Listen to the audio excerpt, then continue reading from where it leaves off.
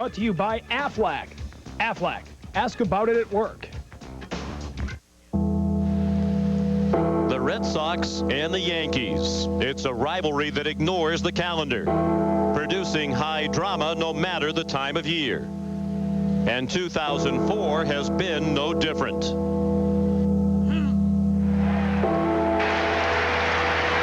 After swinging, lines it into left center field. Here comes McCarty. And the Red Sox take the 5-4 lead in the 8th.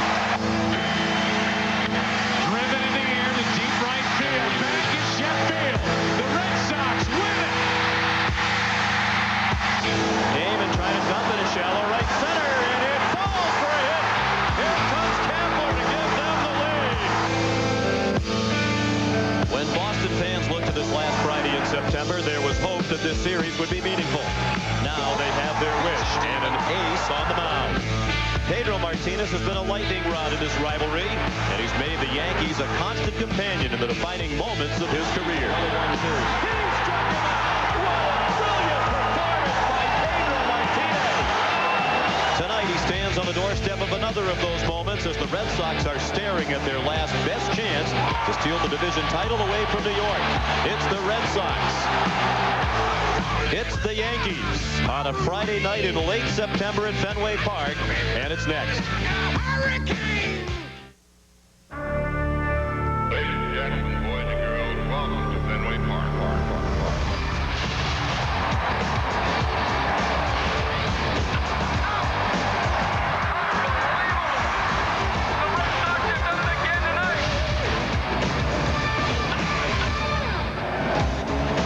Pedro Martinez getting ready for battle as he goes up against the Yankees once again. A rematch of last Sunday's loss when he took on Mike Mussina at the stadium. It's the Moose and Pedro to open up a long-anticipated Fenway weekend. Hello and welcome to Red Sox Baseball Live on Yawkey Way. I'm Tom Karen, along with Hall of Famer Dennis Eckersley. Just about ready to get this going.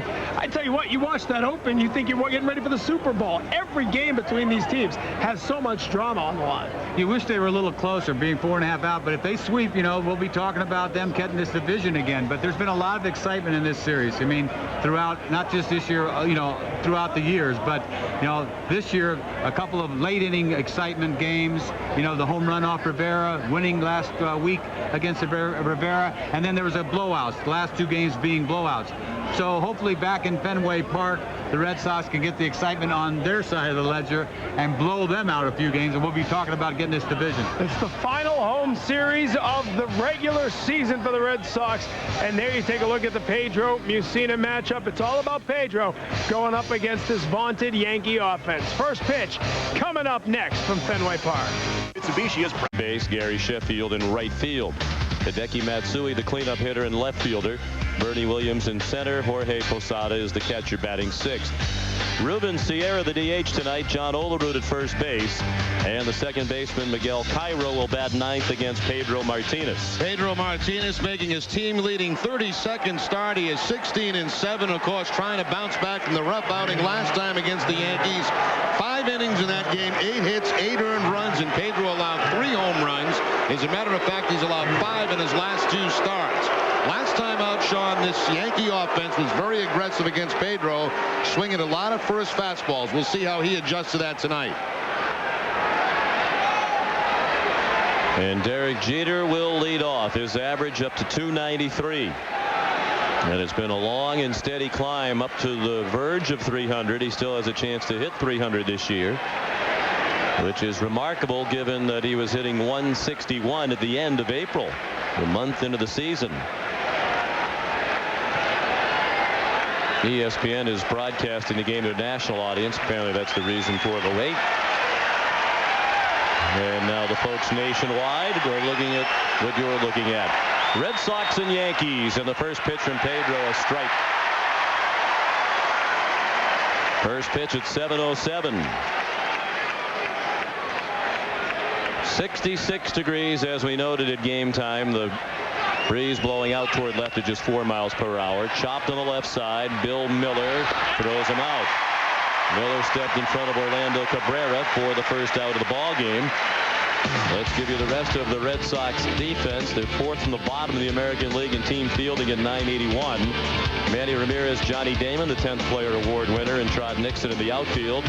Bill Miller, Orlando Cabrera, Mark Bellhorn, and Kevin Millar the infield from third to first with Jason Varitek behind the plate.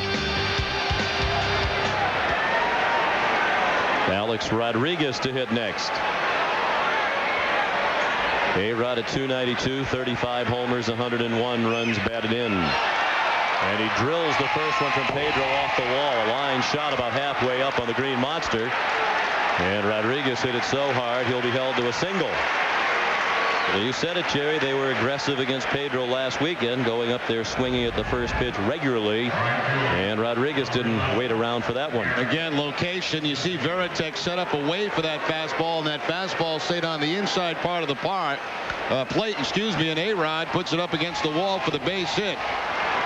A-Rod rounding first base, a little bit slipped as he goes around that bag, and has to stop at first base with the single.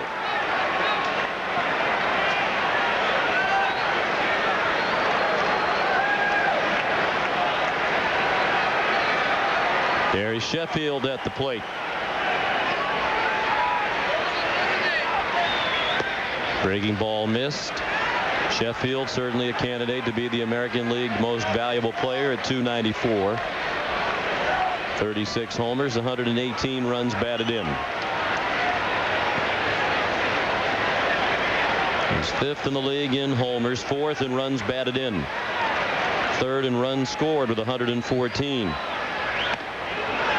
Appear to be taking all the way. It's up and in 2-0. And of everybody in this lineup tonight, Sheffield's had the most success against Pedro. .310 in his career with 3 home runs, and of course a home run last weekend at Yankee Stadium. And as we mentioned, so many of the memorable games, good and bad, for Pedro Martinez during his time with the Red Sox have been against the Yankees. He's 10-9 in his career in 27 regular season starts against New York. The career ERA of 3.12. Inside 3-1.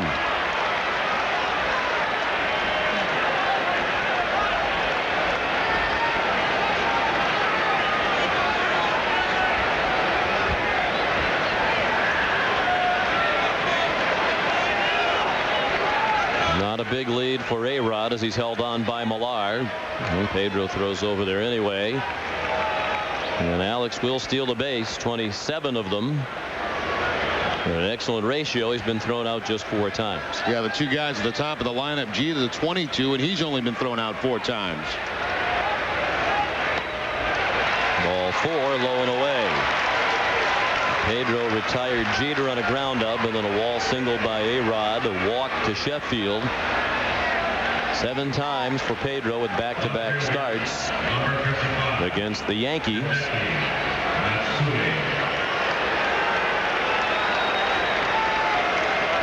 Once in his career in 2001, he made 3 starts in a row against the Yankees.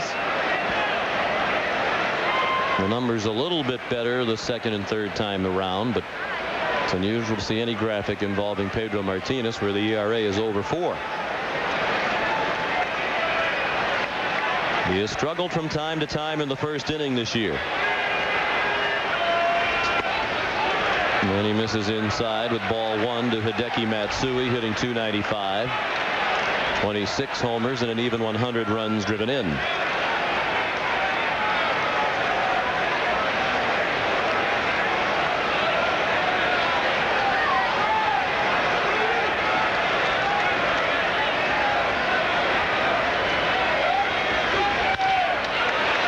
Slowly to second. They'll have to hurry to get to Cabrera. Not in time on a bang play at first. Matsui with decent speed. He just did beat it.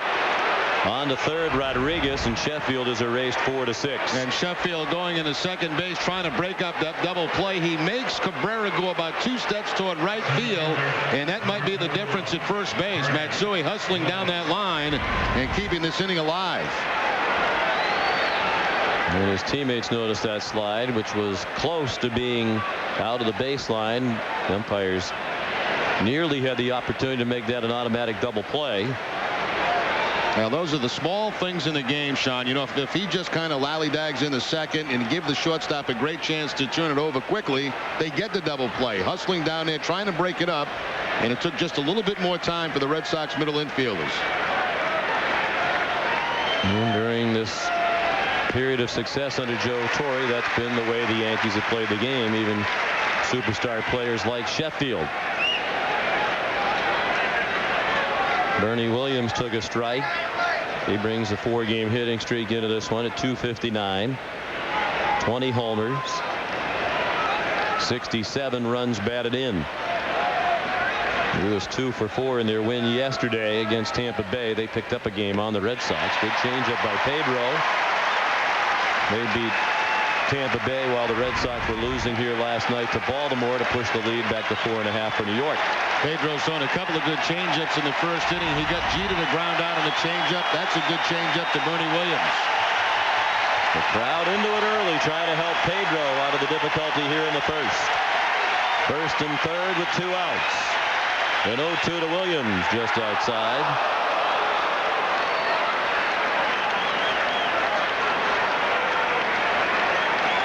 One week ago tonight, the Red Sox won in dramatic fashion, coming from behind in the ninth to beat the Yankees at Yankee Stadium in the first of a 3-game series to get within 2.5. But New York hammered the Red Sox Saturday and Sunday. And they come to town now 4.5 ahead. The magic number 6. Heaven forbid the Yankees should sweep this weekend, but if they do, the division race is all over. Swing and a miss on a breaking ball. He struck him out. The Yankees threaten but do not score after a half inning. New York nothing, and the Red Sox coming up.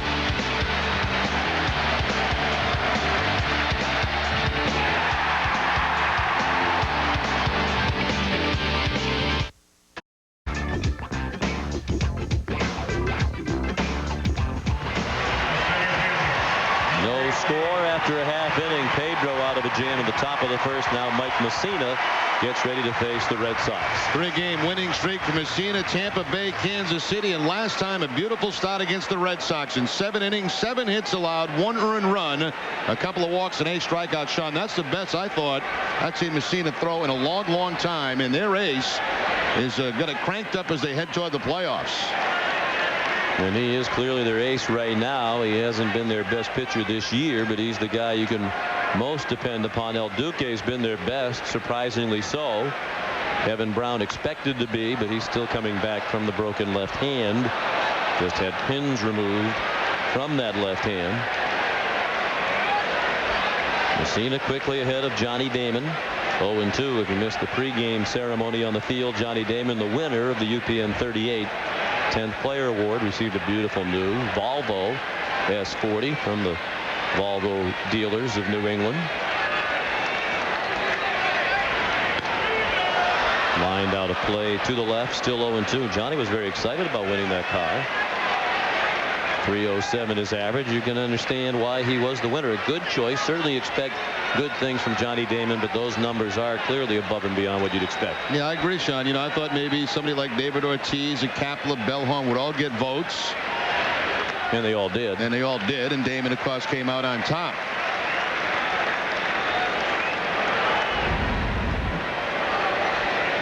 And here's a look back at some of the ceremony if you missed the pregame show. Johnny accepting the congratulations of our UPN 38 sales staff and the Eastern New England Volvo retailers.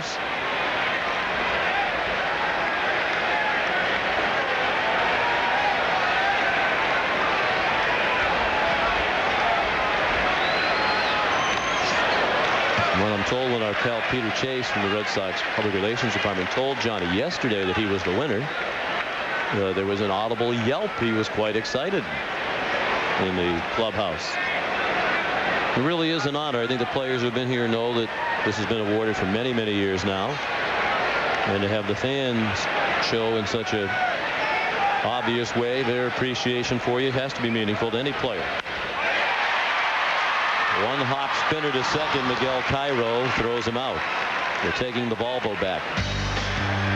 Here's the rest of the starting lineup, brought to you by Southwest Airlines, with more than 2,800 nonstop daily flights to 60 destinations all across the country. Damon now volvoless, followed by Mark Bellhorn, the second baseman, Manny Ramirez in left, David Ortiz the DH, Kevin Millar at first, Trot Nixon in right, Jason Varitek catching, Orlando Cabrera the shortstop, and Bill Miller at third base hitting ninth. Here's Bellhorn, who had a night off last night, hitting .259. Certainly those numbers above and beyond what many Red Sox fans would have expected. 17 homers, 80 runs batted in. Also a club record for strikeouts. You got Butch Hobson off the hook for that one, now with 164 this season. That was a beautiful Boston reaction from you. What have you done for me lately, right? Round out the second, take away the Volvo. Or at least we're dropping some of the options. Swing and a miss. I don't think many people would have thought Mark would have done as much as he has. We look at his numbers against Mussina, in part because you really didn't know how much he was going to play. I think a lot of us thought Pokey Reese was going to see the bulk of the action at second base. Fastball just missed. Mussina and Posada wanted it. And I agree, you know, coming out of spring training, Bellhorn did not have a good spring, and people really didn't. I don't think anybody really knew what to expect out of him, including the manager and the coaching staff.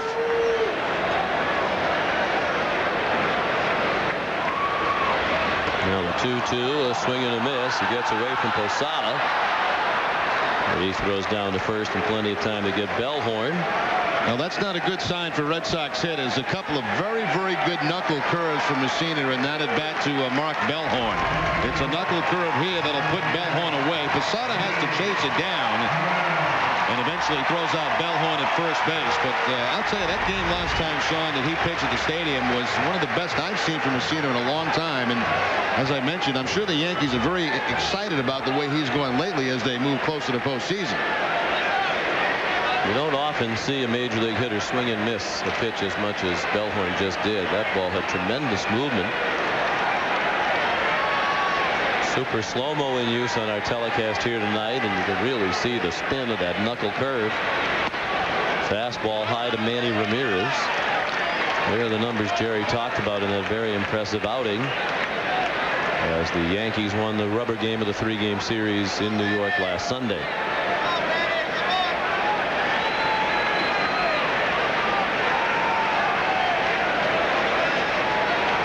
.307 for Manny, 41 homers, 123 runs driven in the air and right, and not very deep. Sheffield to catch awkwardly. That's the inning. A 1-2-3 first. My name is. Score after an inning here at Fenway Park. The umpires working the series this weekend. Tony Randazzo behind the plate tonight, fielding Culbreth at first, Jim Wolfe at second, and the crew chief Tim McClelland at third. And from time to time, they have been asked in Red Sox-Yankee rivalry games to do more than just call the balls and strikes and work the bases. Jorge Posada against Pedro Martinez. .271 for the Yankee catcher, 21 homers, 74 runs batted in. Right off the end of the bat with plenty of spin to Cabrera. Beautifully done, one out.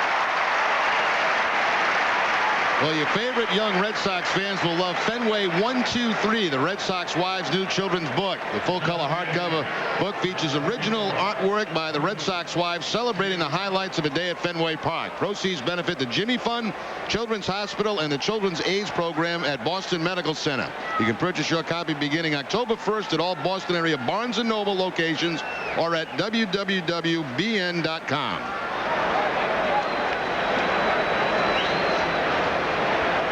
Ruben Sierra, the Yankee DH tonight, takes a strike. .249 for Ruben in 102 games. 293 at bats, 17 homers. Had a nice year for them. From time to time, the DH, pinch hitting with regularity. And 1 homer and 26 career at bats against Pedro. Then John Oleru, the ball outside. The Yankees have already clinched a postseason bid. They'll be in postseason play for the 10th year in a row. At the very least, they'll be the wild card no matter what happens in the division. So Brian Cashman, their GM, can breathe a sigh of relief. Usually in this day and age, Jerry, of Major League Baseball, that's really all that matters. Lively fastball by Pedro. Once you're in the postseason, everybody starts at 0-0. Doesn't matter what you won, except for how it affects the matchups in home field. Exactly right, Sean. And here in super slow motion, the 93-mile-an-hour fastball up steers to Ruben Sierra for the strikeout. Now, you know, realistically, from New York's point of view, you win one game here this weekend, and you pretty much, you haven't locked up the division, but you're doing pretty good, you know. The Red Sox realistically have to sweep. They do. 2 out of 3 gains them only 1 game, gets them to 3.5 out with 7 to go, and realistically, that's not going to happen. I mean, it could, but it's very, very unlikely. Well, yesterday was a big day. The Yankees win their game against Tampa Bay in that makeup game, and the Red Sox lose here last night to the Orioles, who continue to give Boston problems. Red Sox finish with 4 games against the Orioles. The other thing is, I believe the Yankees have to play Minnesota in a 3-game series next week. So if you do have a Boston sweep, it becomes very interesting. They'll leave them just a game and a half out. Minnesota and Toronto remaining on the schedule for the Blue Jays. Pedro with a much better fastball here early in this ball game than he did down at Yankee Stadium on that cool day last weekend. So Minnesota and Toronto left for the Yankees. Throwing harder, noticeably harder than he did in the first inning. His first fastball of the night was 88. As you said, the one he blew by Sierra was 93. The 2-2 to Olerud, hit in the air in right center. Damon and Nixon with room. It'll be Johnny. 2-1 to 1-2-3 inning. In the second, no score. David Ortiz digs in to begin the second. Mike Mussina pitched to 1-2-3 first against the Red Sox. So it'll be Ortiz, Millar, and Trot Nixon coming up. 297 for David, 40 homers, 131 runs batted in. He's 1 behind his teammate Manny Ramirez for the league lead in home runs. He's 3 behind Baltimore's Miguel Tejada for the league lead in runs batted in. Mussina induced another awkward looking swing, this one from Ortiz. David hit home run number 40 here on Wednesday night, first time in his career. He's reached the 40 homer plateau. Only 2 hits in 26 at bats with 14 strikeouts against this pitcher, and that'll be an out. Unless it's botched by Matsui, and it is not. Know the score before the game with Nesson's new 1-hour pregame show. Olympia Sports presents the Boston Globe pregame report featuring commentary, news, pregame matchups, and analysis. Now 1 hour before game time on Nesson.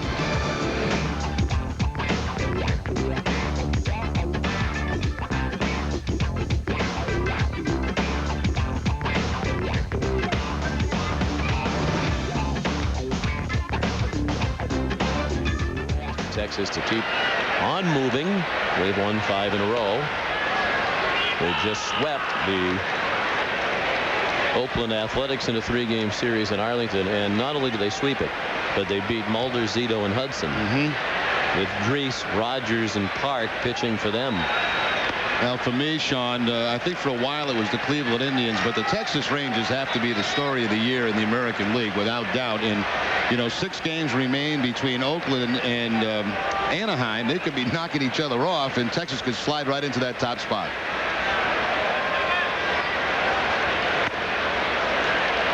Mussina misses inside again to Kevin Millar, and the count is quickly 3-0. 4 up and 4 down for the Red Sox against the veteran Mussina.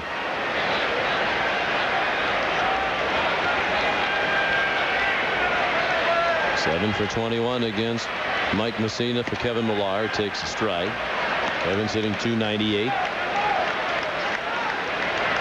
17 homers, 72 runs batted in. the third time that a team has swept a 3-game series against the A's when Mulder, Zito, and Hudson pitched the 3. Third time in 22 series that they've pitched the 3 games. That is a foul ball, just foul. A rocket of a one-hopper up into the seats. There was a slider on the 3-0 count, a fastball on the 3-1 count, and just outside that white line.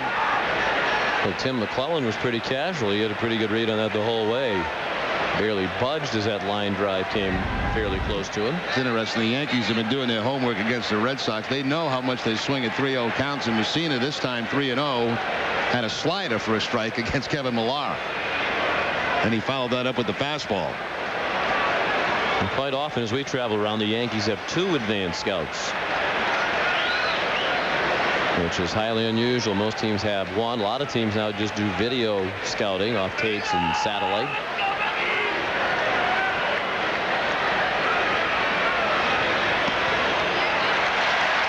Ball 4 inside the Millar, so the Red Sox have their first base runner with 1 out in the second in a scoreless game. You know, Mussina is always very careful with Millar because Millar has good numbers against Mussina. 333 with a home run.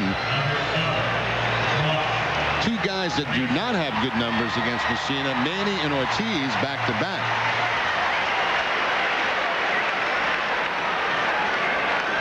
Here's Trot Nixon. At 302, 4 homers, 16 runs batted in, appearing in his 42nd game of the year.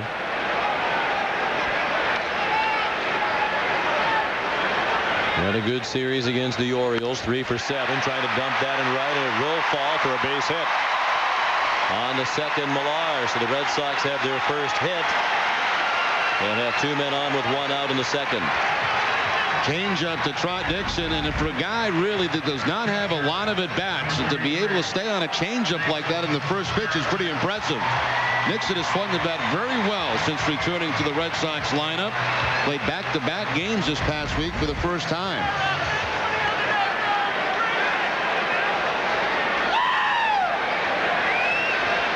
So a chance for the Red Sox to grab the lead here in the second inning. Here's Jason Varitek.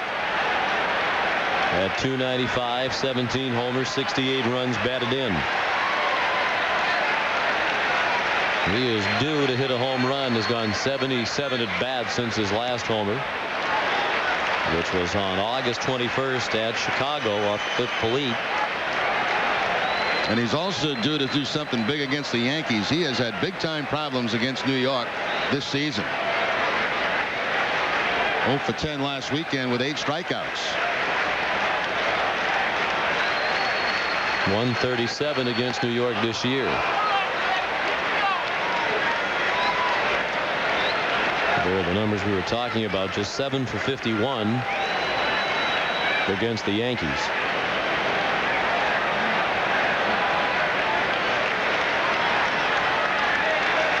Varitek to be followed by Orlando Cabrera as they try to move Millar and Nixon along.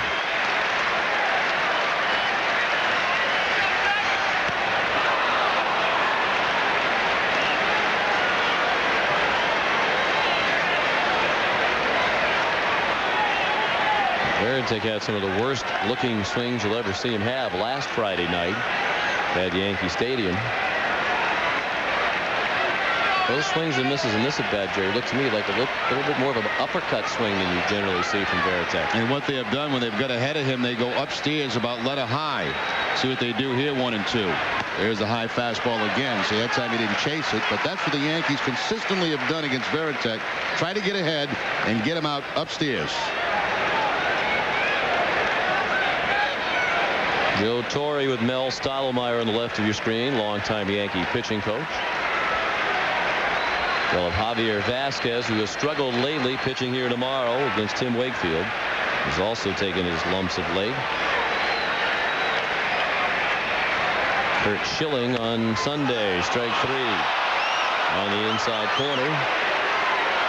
The Veritek's woes against the Yankees continue. It's the second strikeout of the night from Mike Mussina. Now another fastball from Mussina, but this time he drops it right on the inside corner, just about belt high. Super slow motion. Veritek spins away, but it does pick up the corner. Those are the kind of pitches that Mussina was making consistently against Boston in that last outing. The 7th time he's gone head-to-head with Pedro Martinez. And as a member of the Yankees have won 4 out of the 6. Mussina 3-2 in those games with 1 no decision, a game won by New York. Cabrera took a strike.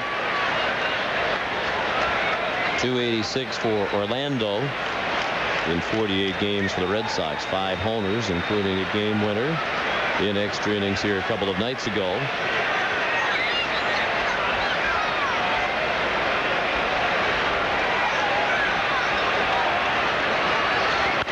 Now the play to the right, and of course 1 week ago tonight at Yankee Stadium, Orlando was playing in his first Red Sox-Yankee game, and he had a huge hit against Mariano Rivera in the top of the 9th.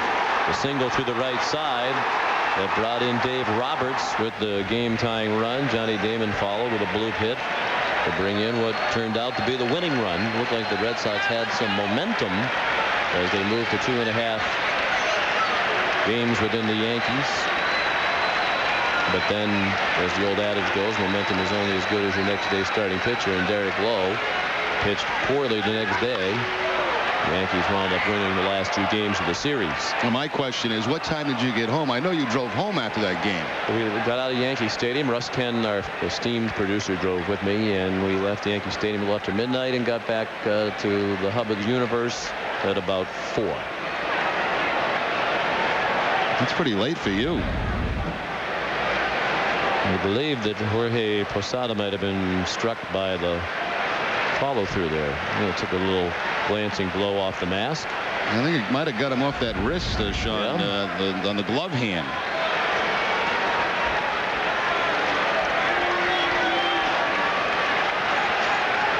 Well, that was a long night last Friday night at Yankee Stadium, but well worth the waiting for the Red Sox and their fans. A couple of lengthy rain delays, 1 in particular, 2 rain delays total. Swing and a miss. He struck him out. The Red Sox strand 2 after 2, no score. Fireside News at 5:30 p.m. and 11 p.m. only on NESN. Sox fan, she's recovering from heart surgery earlier this week. Big fan of the Rem Dog, a Red Sox fan for many, many years, and we wish Jessica all the best. Get well soon. Red Sox do their part tonight, hopefully, to make her feel a little bit better with a win over the evil Empire. Miguel Cairo takes the ball down and away. 294 for Cairo, 6 homers, 42 runs batted in. And the top of the order, Derek Jeter and Alex Rodriguez. Rip foul. One of the questions at the beginning of the season about New York, they kept saying there's no way they're going to stay with the people they had at second base. Well, Miguel Cairo has done a very solid job for him at second base this season. Has hit the ball well, 294 average, only made 8 errors in the field. When you looked around, you saw an all-star caliber player at every other position. There's Enrique Wilson, who many thought would be the second baseman, and he's played a lot too in 89 games. He hasn't been anywhere near as good as Cairo with the bat. They didn't need to go out and get anybody else because Cairo has been excellent. Look out, breaking ball, hit him in the butt. Last thing Pedro wanted to do, hit the leadoff man and number 9 hitter when he was ahead in the count. Pedro tries to break off the curveball, and it just didn't do anything. Stayed flat and get Cairo right on the backside.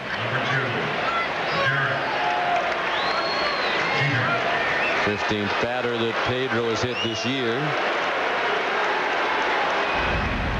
Second on the Red Sox staff, Bronson Arroyo has plunked 18 opponents. Martinez had retired 5 in a row before the hit batsman. Now Derek Jeter.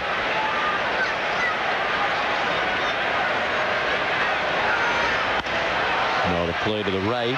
He grounded to third, leading off the ball game. The only pitching staff that has hit more batters than the Red Sox are the Tampa Bay Devil Rays. Pedro, Bronson Arroyo, and of course Tim Wakefield among the league leaders in that category. He's back to that hairdo, huh? Yeah, the last night we had it, I didn't know he had lost it for a couple of days. And when he pitched, was it 2 nights ago? I was really focused on him, I guess. I would think that takes some time to do. I know the maintenance of your system takes time, but that looks like it would really take time. At least he's got the kind of hair where he can do it, right? Yeah. Seems to be dozing off. Maybe it kept him up very late last night to do that over again, or 2 nights ago. We're just envious. The runner goes with an excellent jump. Jeter swing and a miss. No chance to get Cairo. Varitek had absolutely no shot. Cairo had an outstanding jump and has his 11th stolen base of the year. He got a 1-2. This might have been hit and run because you see Jeter chase a bad pitch way out of the strike zone, but Cairo still steals it. His 11th of the season.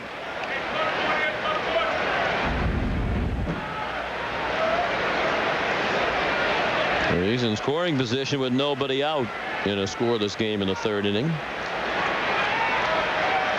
A count of 1-2 on Jeter with Alex Rodriguez on deck.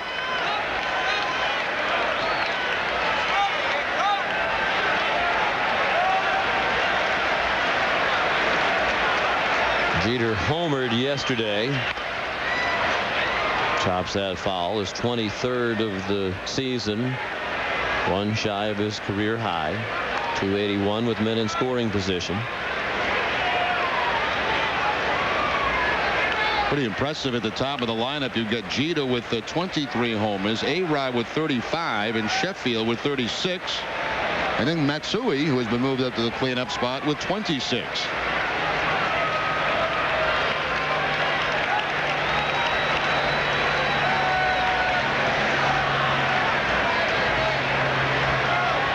Jeter had one of the 3 homers the Yankees hit against Pedro on Sunday.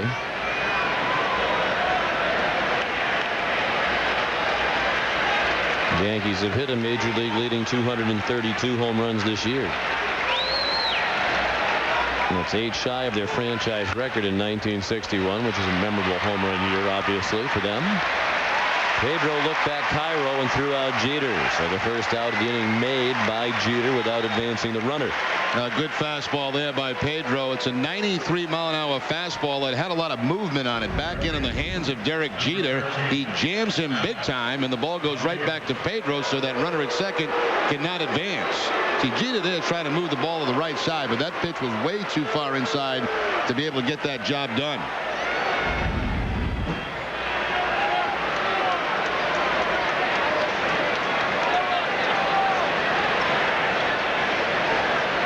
Alex Rodriguez singled off the wall, and the first pitch fastball from Martinez in the 1st inning. Hit a smash very hard about halfway up. Pedro got out of the 1st inning jam. Time called as Pedro had started into his windup, and the crowd doesn't like it. And that happens a lot to Pedro because a lot of times from the stretch position he does hold the ball a long time to try to hold runners. And you'll see A-Rod put the hand up, asked for time, and he's granted time by Randazzo.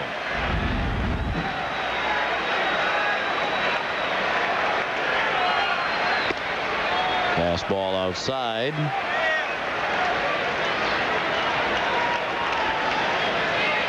Saw on the graphic a moment ago his performance with men in scoring position much better lately.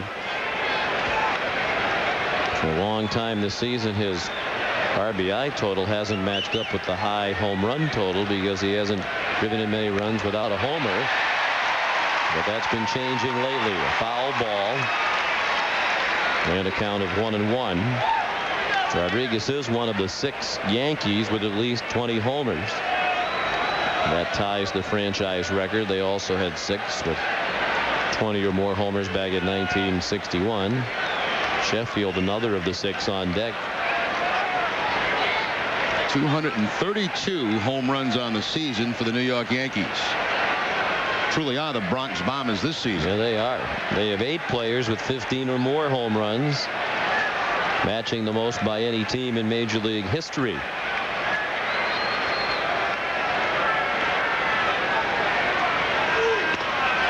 Fastball just missed. Rodriguez and Sheffield both have at least 35 homers. The first time in Yankee history they've had 2 right-handed hitters with 35 in the same year. And there's a guy who hit quite a few for New York. Reggie Jackson, now a special advisor to the baseball administration of the Yankees, seated alongside their dugout. Bounce down the line, just foul. And that shot of Reggie Jackson, you know, there are 2 guys that come to mind that the crowd would love to see swing and miss as much as they like to see the home run. Reggie Jackson being one of them. Let me guess the other one. Jose Canseco. You got it. Every time Reggie would play here at Fenway and he'd have that big swing and miss, this place would go bananas. Well, you thought he was going to break his bat across his back, because his bat would follow through so hard and slam against his back.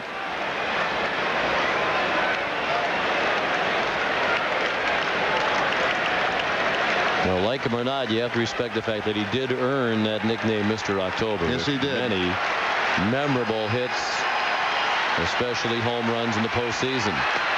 Breaking ball low and away, and the count is full on Rodriguez with 1 out. Cairo at second, no score in the 3rd inning, and Gary Sheffield on deck.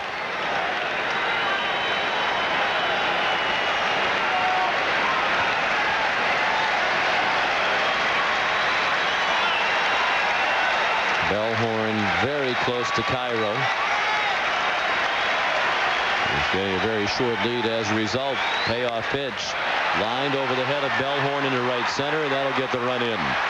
Nixon cuts it off. It's a long opposite field single that drives in the first run of the ball game. The throw into the infield gets away, and Rodriguez goes to second base. Sloppy play by the Red Sox results in A-Rod moving up 90 feet.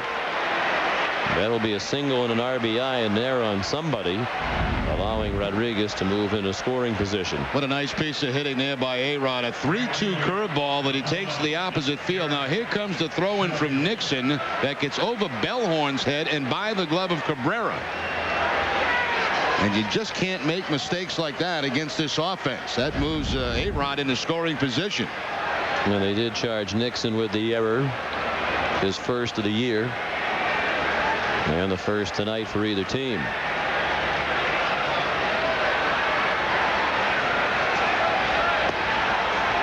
Sheffield took a breaking ball low and away. He walked in the first inning.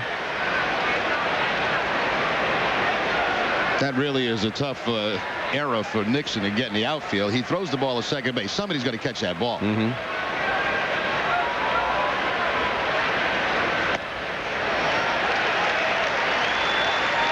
Strike, 1-1. You would think Cabrera right there on the bag should be aware that the runner is not coming, so he doesn't need to catch and swipe a tag down, because the runner's not going to be there. So move a couple feet and catch the ball in the air. Pedro not quite happy with that call, asking the home plate umpire where was that pitch, and the umpire saying it's away. Pedro thought it had plenty of the plate.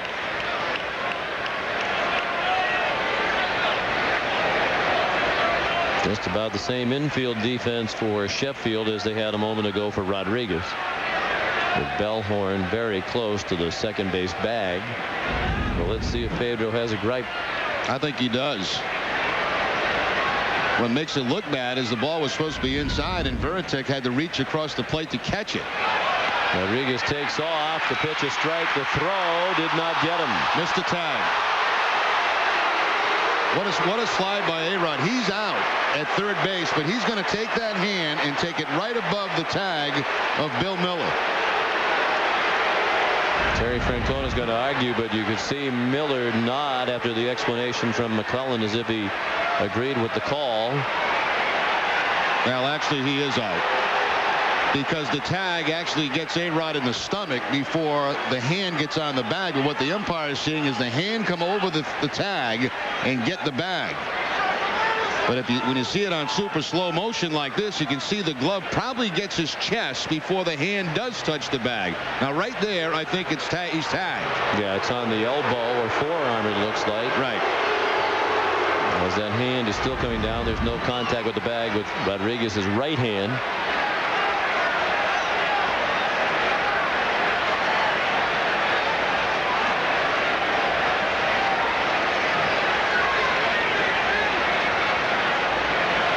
A couple of things going the Yankees' way in this inning. The error, and now a bad call, and the Red Sox will bring the infield in with a 2-2 to Sheffield. Slapped up the middle off Martinez to Bellhorn, who has no chance at the plate.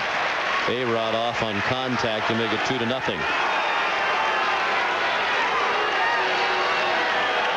A lot of times when you're playing contact with a guy with speed at third base, all you've got to do is make an infielder move a step to your right or left, and you're probably going to be safe. That ball's deflected by Pedro. That makes Bellhorn go 2 steps to his left, and no contest at home plate. No chance to get A-Rod at home. So that's kind of a gift run. The error, the steal of third base, and then the ground ball to the infield.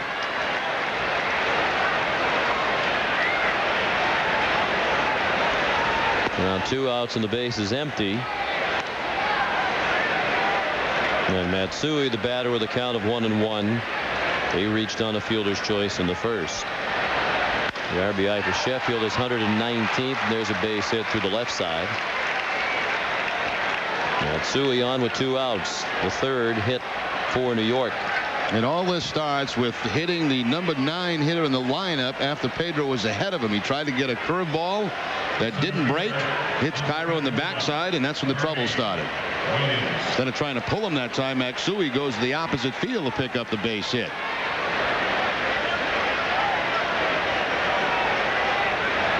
It's a 4-game hitting streak now for Matsui.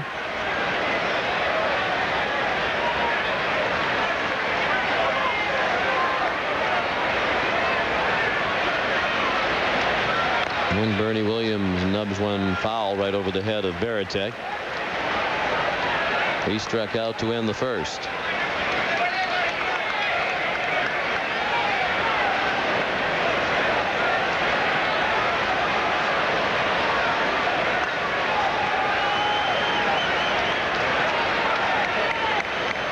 It's been a taxing inning for Pedro Martinez. This will be the 26th pitch of the third. He threw 25 pitches combined in the first 2. Fastball up and in.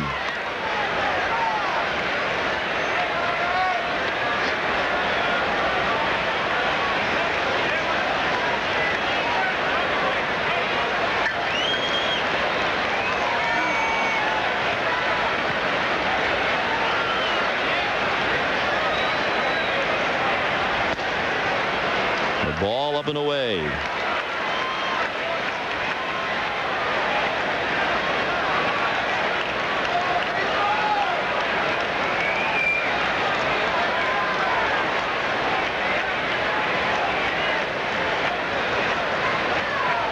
Yankees with 96 wins, 96 and 57, best record in the American League. A strike to Williams.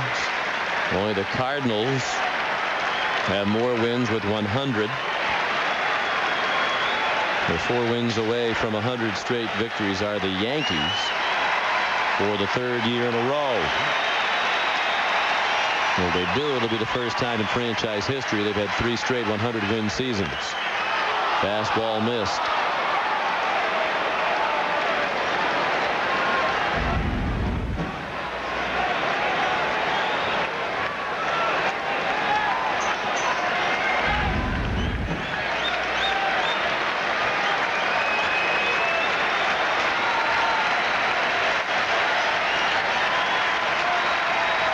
The runner goes on the 3-2. It's grounded to Bellhorn's right, and he throws him out. But the Yankees get 2 in a 30-pitch inning and lead 2-0. Scott. I'm Dan Roche. Red Sox trail the Yankees 3-0, heading to the bottom of the third. Earlier today here on UPN 38, our 10th player award was given out. It was won by Johnny Damon. I sat down with Damon earlier this afternoon and asked him about winning the award. It's been a dream year for me. no one really was expecting me to pitch in. But I came, ready to play. Messed around a lot during the offseason, but I got myself ready to play, got myself capable of putting together some great at-bats, and I've helped this team out a lot. And, it's not just me. It's this whole team that's made this year very special for me. And as Bill Miller grounds out, Sean, I wanted to tell you that Johnny Damon wanted to thank the fans for all of their votes and, of course, the good people of Volvo. Back to you. Thank you, Johnny. Thank you, Johnny. Thank you, Dan. Johnny was very touched by winning the award. Very excited, as we mentioned earlier, when he found out yesterday. And some of the nice people from Volvo here tonight. Ray Sokola, our buddy. Congratulations on a great night, Ray. President of Boston Volvo, Al Turner, Executive Director of Sales at UPN 38 and Viacom here in Boston. And Natalie Attire, they put us to shame. Yeah. They must have seen our man Joseph Aboud before they came up here. We had overalls on. But congratulations. I know all of us at UPN 38 and Friday Night Baseball, Ray, want to thank you for supporting what has become a great Boston tradition, the 10th Player Award. Well, the Boston area Volvo dealers are certainly proud to be associated with the Red Sox and being the official car of the Red Sox. It's a great thing. And it's a good-looking car. What did Johnny get for winning tonight? He got the all-new 205 S40. Fire engine red, a beautiful car to drive around Boston. Johnny up there with a count of 1-1. Now, does he get to pick any of the options, or is it here's your card, Johnny, good luck? No, the S40 comes pretty well equipped, but I'm sure we could work out something. He has to have that hair flowing out the window as he drives around in the lap of luxury. Johnny at the plate. Red Sox down 2-0 in the third. Mark Bellhorn on deck. Mike Mussina has pitched very well, has allowed just one hit and a swing and a miss for strike 3. Well, we said after he grounded out in the first inning, we're going to take the car back. And now that he's 0 for 2, we might have to really take it back. Al, I know all of us at UPN 38 appreciate what these fellows have done for us. They've been fantastic advertisers for us, and I've been told by our sports sales manager, John Antea, that this is the first of 2 years. So I'm congratulating Ray right now for doing the second year of advertising. Well, we're happy to be associated, and we're glad that Johnny Damon won it. Johnny is having a career year. He's having a record year in home runs and on base percentage. You had a lot of your colleagues with you here tonight. Right. It's our crew up there. They're rough. They're tough. Do they all drive Volvos? To mention, or do you want to try to give everybody a little shout out? We have Frank Gaffney, the area manager for Volvo, and he'll certainly reward me for recognizing him. That's right. And to his right is Scott McGarrick, our general sales manager, and a fine golfer too, as you know. Yeah, he's taking a lot of your money. And John Antea, our director of sports sales, is right over there as well. And we thank them all for being here. Bellhorn is certainly a guy who could have won. We were talking as we showed the presentation early before you guys came up. There are a lot of great candidates. Al, I don't know if we released the voting, but was anybody else right there? It was very close. We had a number of players that were very close. I had to vote twice actually to get it done. So my softball team thought that the Good Timers of Lexington thought that Bellhorn should have won it. But Bellhorn was up there. I think before Pokey went down, he was up there, and like I said, there were a lot of good players this year, so it was hard. It was really hard to pick Ortiz and Kapler. Ortiz, absolutely, and it's so hard too because some of the players that we really know and we do expect to do well. Sometimes fans vote for them, sometimes they don't. So it was great to have Johnny. You're the 10th Player Award winner on your softball team on the Good Timers. I am, as a matter of fact. Actually, if we saw a play like we saw in the last inning, everybody on that made that play would have had to buy a round. So that's my kind of league. That's what Jerry does up here, as you could probably tell watching the telecast. 3-2 as I right on cue botched the sentence. The count on Bellhorn, and he grounds it foul. Well, if your team thinks Bellhorn should have been the winner, I'm sure he wouldn't mind if you wanted to give him one of those. Well, I've got a 91 Volvo that would look really nicely in his garage. I'll tell you right now. And the Rem Dog had a few votes too. Well, we told him, but he hurt his back, so we figured. Did they have back in the 40s when you played? Did they have the 10th Player Award? Yeah, they used to give away a horse and buggy.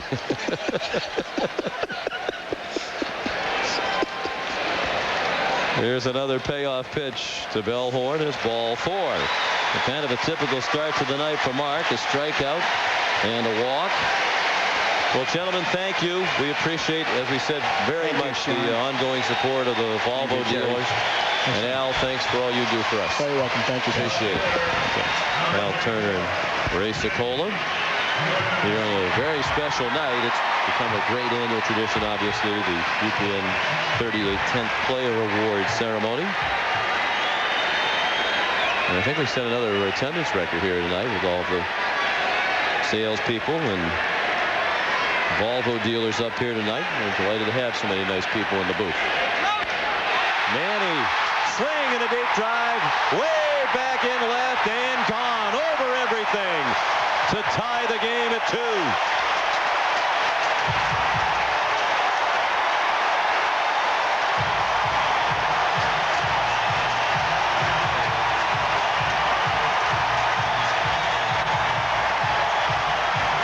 Second of the year to lead the league for Manny Ramirez, a 2-run homer, and this one is all even.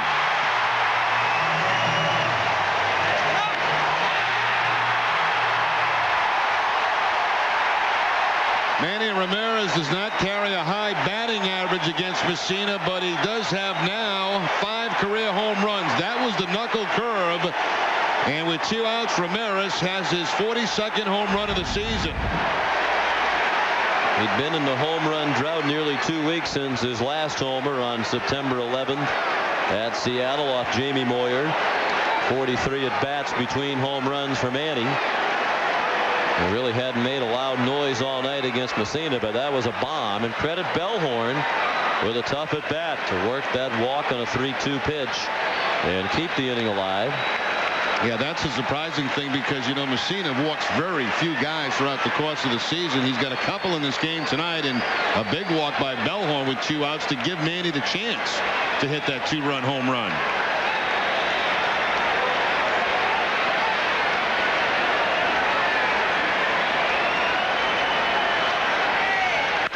And now Ortiz with a line drive to deep right. That's caught by Sheffield just shy of the track. The Red Sox tie it on the bomb by Manny. It's 2-2 after 3.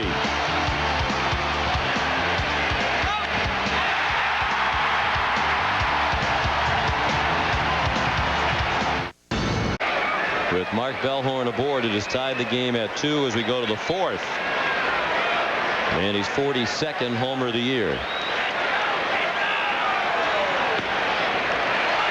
And the first pitch of the 4th, a strike to Jorge Posada, who grounded to short his first time up.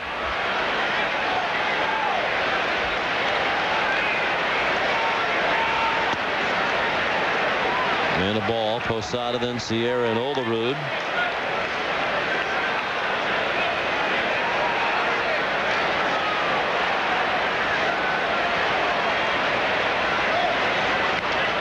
Right off the end of the bat and a foul ball.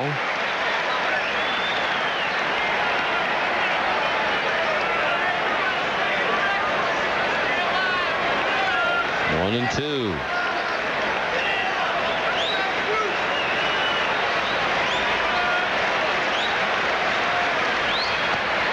And the backdoor breaking ball missed.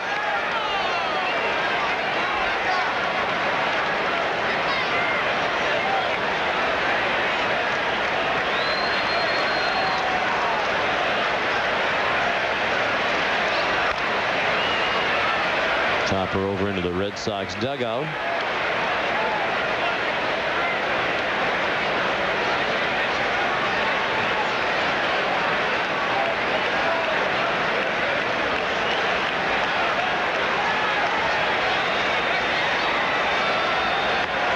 Fastball straightens him up. The home run by Ramirez gives Manny and David Ortiz a combined total of 82. That ties the team record for homers in a single season by teammates Ted Williams, Vern Stevens in 1949. Also combined for 82. Manny and David very likely to break that record with 9 more games left after tonight. That's into the seats.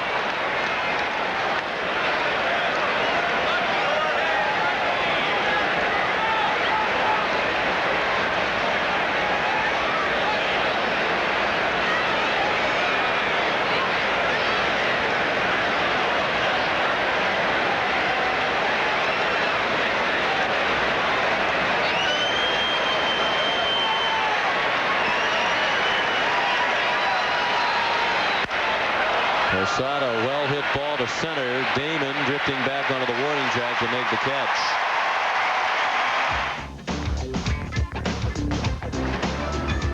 Stay tuned after the game for New England's Red Sox post-game shows. W.B. Mason's Extra Innings Extra, a complete Red Sox wrap-up, followed by Granite City Electric's Extra Innings Extra. After the last inning, the action's just beginning.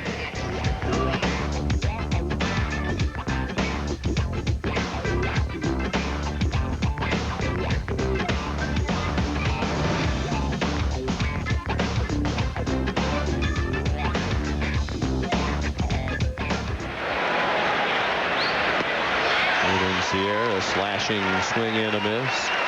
That homer moves Manny into a tie for 44th place in Major League Baseball history with 389, tied with Johnny Bench, one behind the former Yankee third baseman Greg Nettles.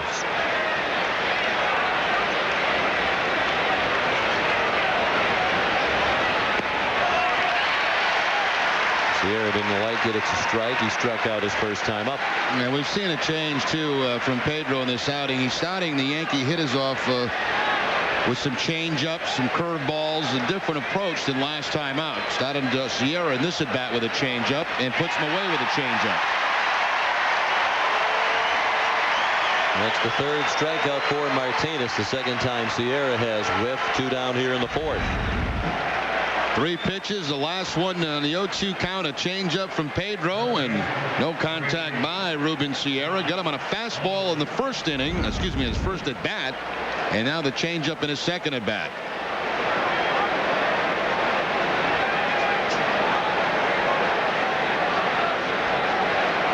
Pedro could use an easy inning after the 30-pitch third inning. Olerud flied to center, ending the second.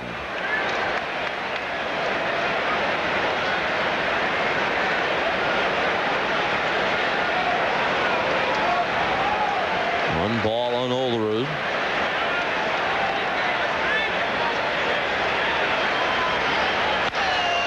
Slap past Bill Miller in the left field, a base hit.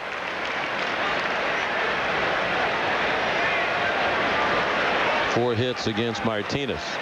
Now, last time he got inside on Olerud, kind of jammed him for the fly ball to center field. That time the fastball out over the plate, and Olerud slaps it the other way. Very similar to what Matsui did in his at bat.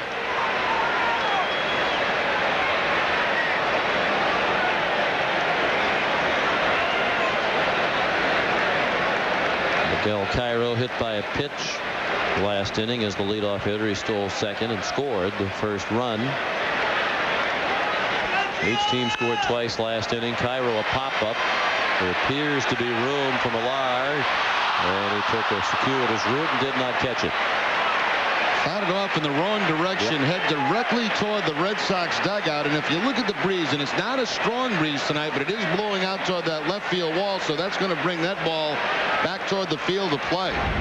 We had a great view of it from our angle, and there was never any time it looked like with the path he took he was going to catch that ball. Now that ball went up in the air, and he looked to go directly toward the dugout. Then you can see he's in trouble there as he starts to go backwards. Ruled no play. No error charged on the play. Cairo chops it past the mound. Cabrera on the move. Got him by a running step in the 4th, tied at 2. After Red Sox coverage, Sports Desk, the evening edition, follows our post-game coverage.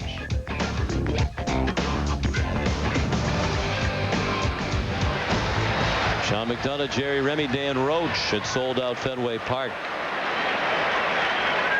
17th meeting of the season between the Red Sox and Yankees. Red Sox lead the season series 9-7. The Yankees won the last 2 last weekend. These 3 remaining this weekend, tonight, and 2 more, and then that's it for the regular season series and for the regular season home schedule for the Red Sox. They'll finish with 7 on the road. The 1-0 pitch to Kevin Millar is ball 2. He drew a walk and was stranded in the second.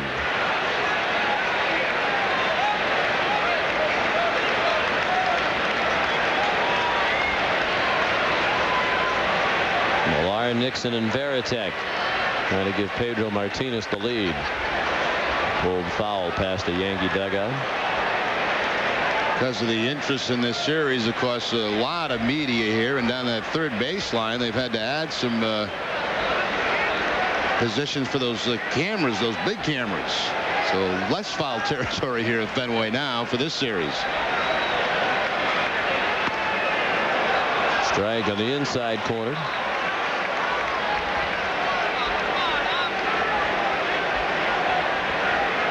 The Red Sox lead the season series, and if they would win tonight, they'd have 10 wins in a season against the Yankees for the first time since 1975, when they went 11-5 against the Pinstripes. A ball high,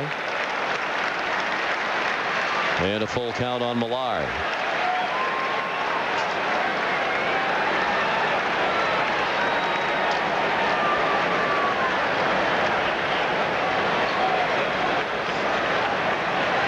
The payoff pitch to Kevin. Hit in the air and not very deep in center field. Just a couple of steps for Williams.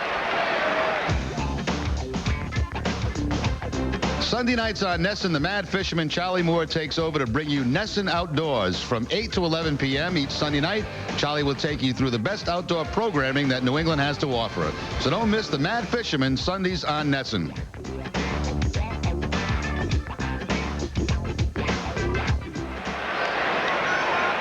Pat Sajak has a radio show on MLB.com. I didn't know that. Yeah, I was a guest on a show. Very big baseball fan. Very big. Trot Nixon, the batter.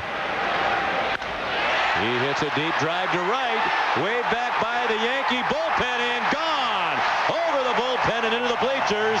And the Red Sox lead for the first time tonight, 3-2.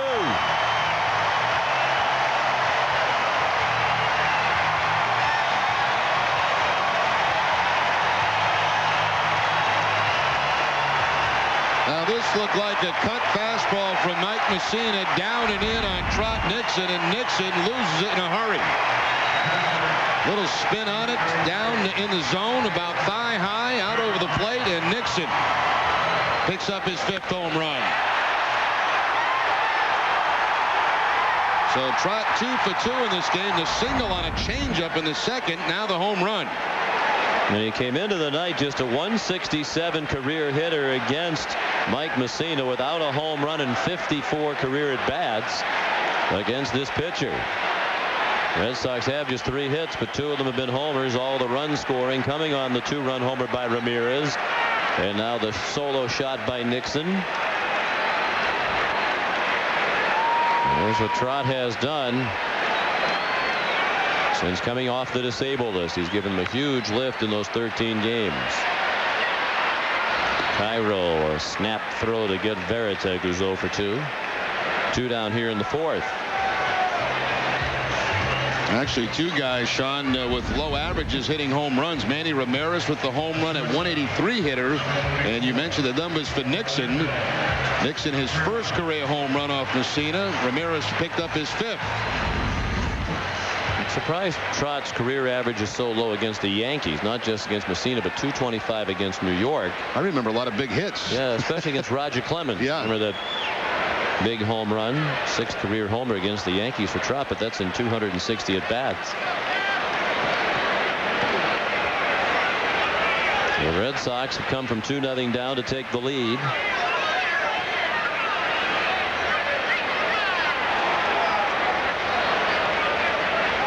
The Red Sox have now hit 29 home runs in the 17 games against the Yankees, the most the Red Sox have hit against any team this year.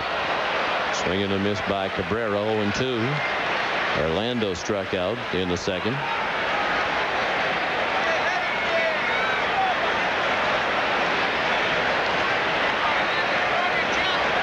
Red Sox with a win tonight would clinch the season series with the Yankees for the first time since 1999.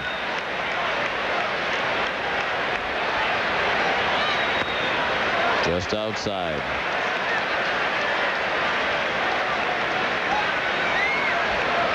Two home runs given up by Mussina tonight. That's 21 total on the season.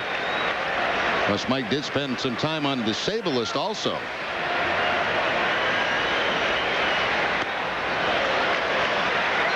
what he'll do every now and then. He'll change angles with both the fastball and the knuckle curve. He'll drop down just a little bit more to the side. Not sidearm, but just a different angle gives that hitter a different look.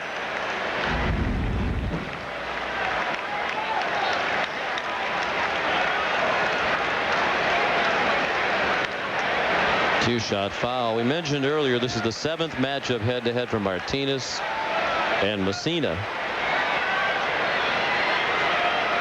For Mussina as a New York Yankee dating back to 2001, and Mussina had never given up a home run in any of the previous 6 starts opposite Pedro in 48 innings. He's given up 2 tonight. Cabrera down the right field line and out of play.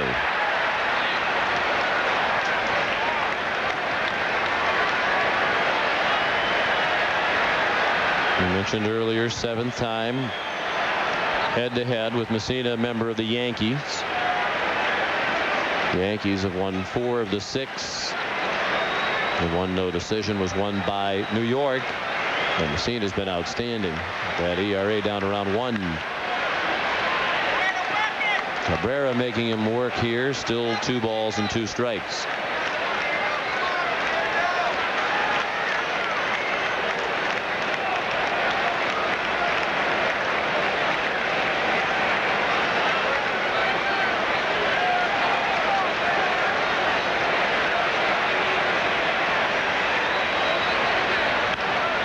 Little flare foul over by the photographer pit on the first base side.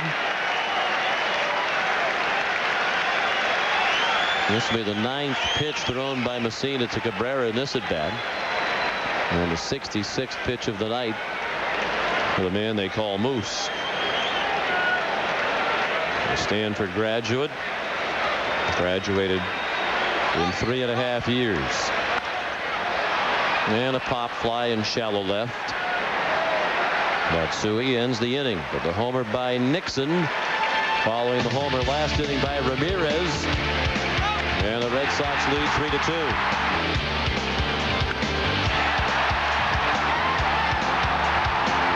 3-2. Game report featuring commentary, news, pregame matchups, and analysis. Now 1 hour before game time on NESN.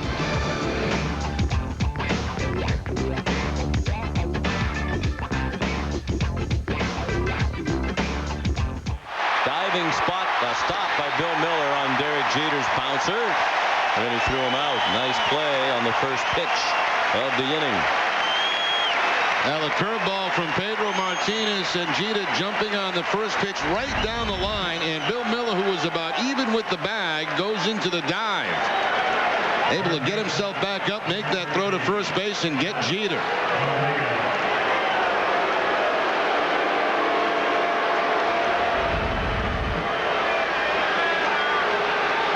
Jeter must have interesting plans after the game. He's been in a hurry up there tonight, swinging at the first pitch 2 out of 3 times. He's 0 for 3. And Pedro's been ready for it too, because it was a changeup in his first at bat, and it was a curveball that time.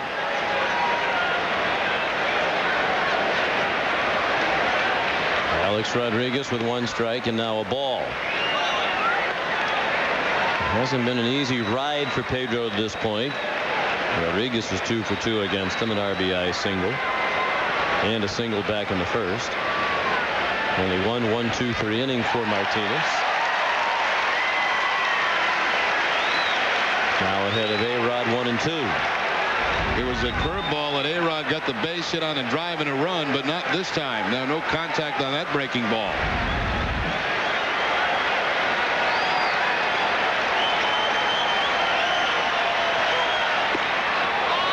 Bender moves away. 2-2.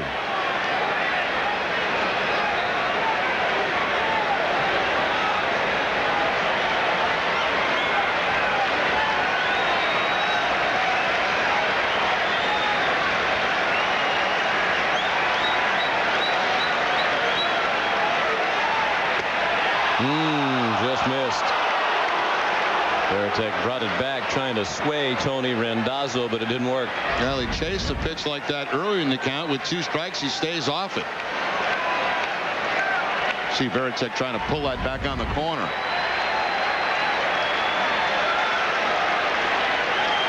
Now the 3-2. He blew a fastball by him. A-Rod asking Randazzo if it would have been a strike, and the umpire nodded his head. Fourth punch out for Pedro. A lot of off-speed pitches, and that at bat till his final one. A 93-mile-an-hour fastball from Pedro to get A-Rod for the strikeout.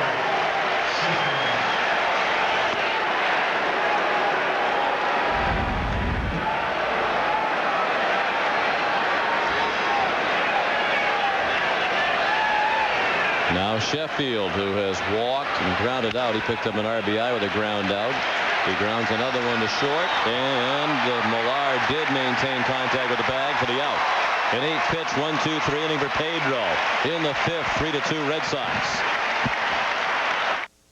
Out Pedro Martinez in the fifth inning. First of all, Bill Miller. Derek Jeter with the ground ball on the curveball. The diving play by Miller.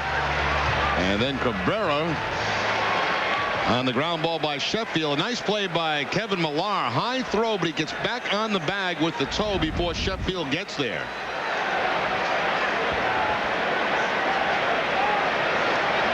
And it's on now to the bottom of the fifth. The Red Sox trying to build on their one-run lead, and Mussina throws a strike to Bill Miller. He grounded to first his first time up. Miller, then the top of the order, Damon and Bellhorn. Red Sox have scored against Mussina each of the last 2 innings. 2-run homer by Ramirez with Bellhorn on in the third, and a solo shot by Trot Nixon last inning.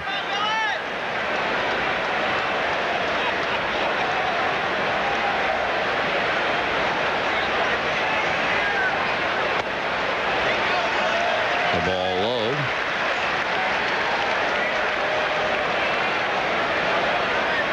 Just about everywhere you look around baseball, there are some great races. A couple of divisions were cakewalks this year. Line down to third and caught by Rodriguez. 1 out. Bill Miller still does not have a hit in regular season against Mussina. Now 0 for 15. A line drive that A-Rod will pick before it does hit the dirt. Goes to the backhand and takes extra bases away from Bill Miller.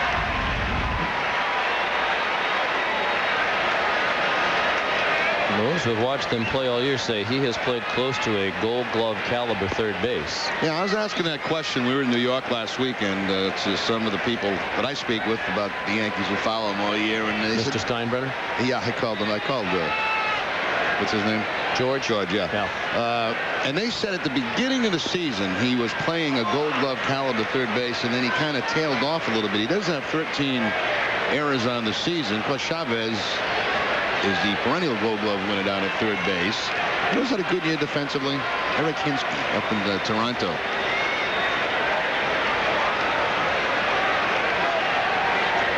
But he certainly has made the transition from shortstop to third base, and he's done it very well. And you knew he would because he's a great player.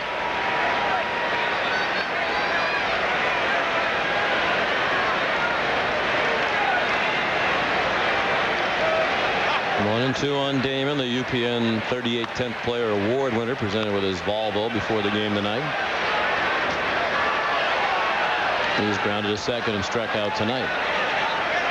Red Sox lead 3-2 in the fifth.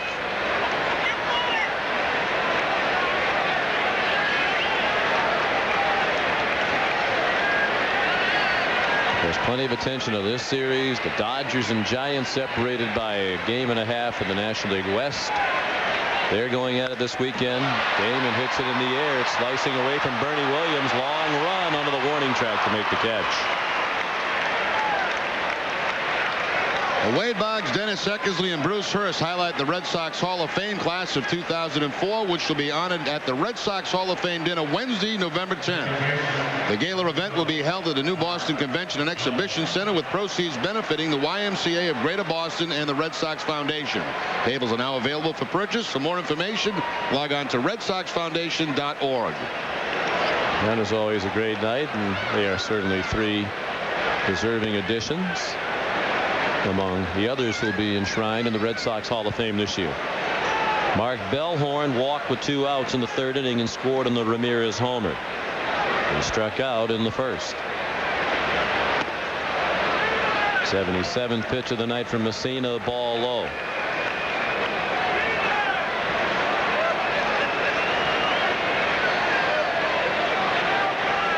Of course, the race in the American League West totally up for grabs.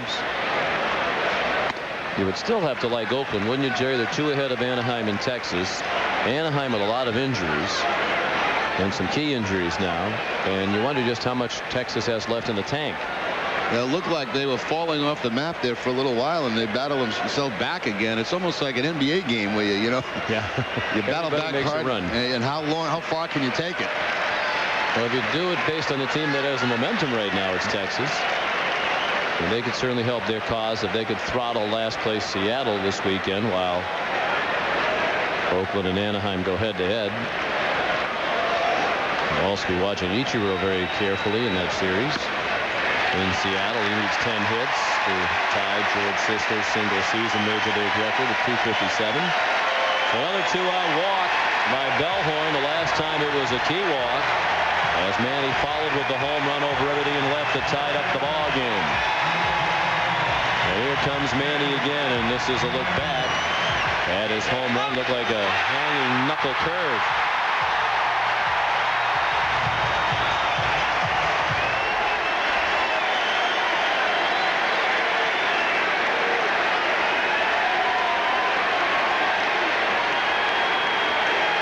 Second of the year for Ramirez. Down the right field line, drifting close to the pole, and foul, and it didn't miss the pole by a whole heck of a lot.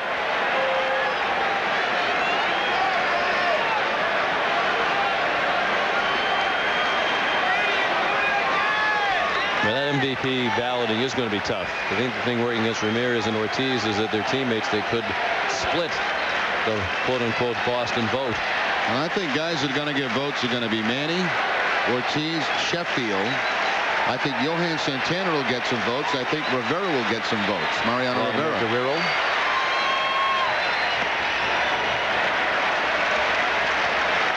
Ball low and away.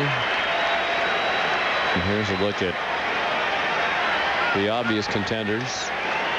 You also wonder about Miguel Tejada, what he's doing on a team that's way out of the race.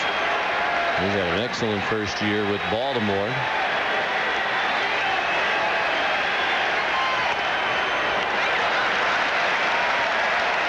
And you just wonder if Manny and Ortiz will cancel each other out, because you could make a compelling case for either one of them. And that might open the door for Sheffield or Guerrero. And Sheffield, of course, coming from the National League over to the Yankees and doing it again here in the American League in his first year.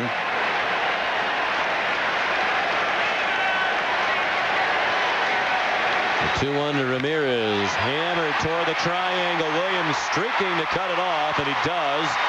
In the third, Bellhorn. He'll be held by Dale Swain as Cairo ran the ball back in from shallow center. So another bullet off Mussina by Ramirez, and the Red Sox try to get something done with 2 outs again.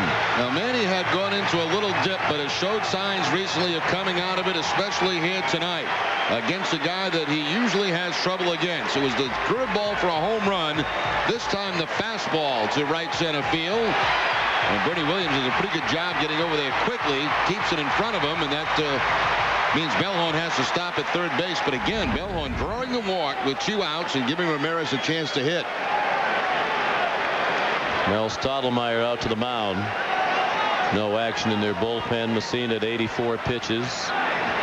He's given up only 4 hits. Ramirez has 2 and Nixon has 2.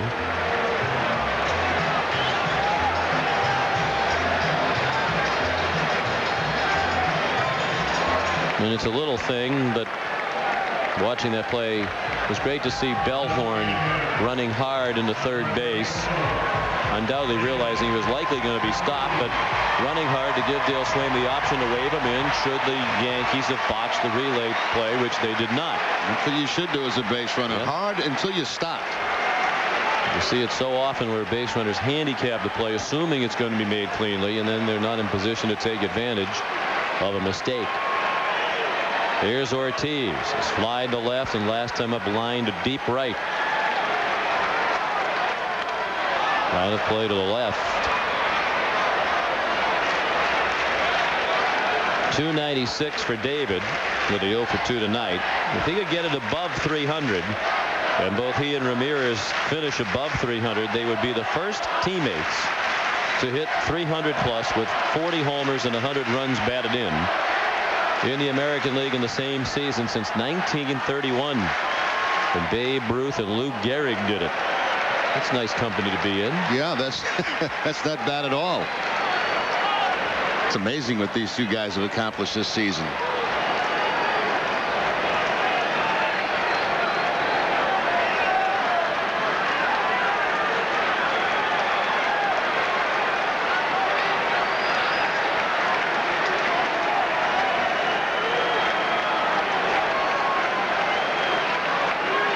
Three to 2 Boston, 5th inning.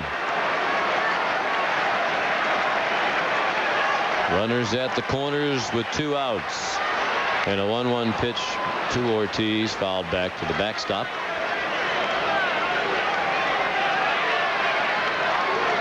They're not holding Manny on at first. Olerud a couple of steps away from the bag. And signs thrown out by Posada in case there is, if Manny does take off, what he's going to do at the baseball.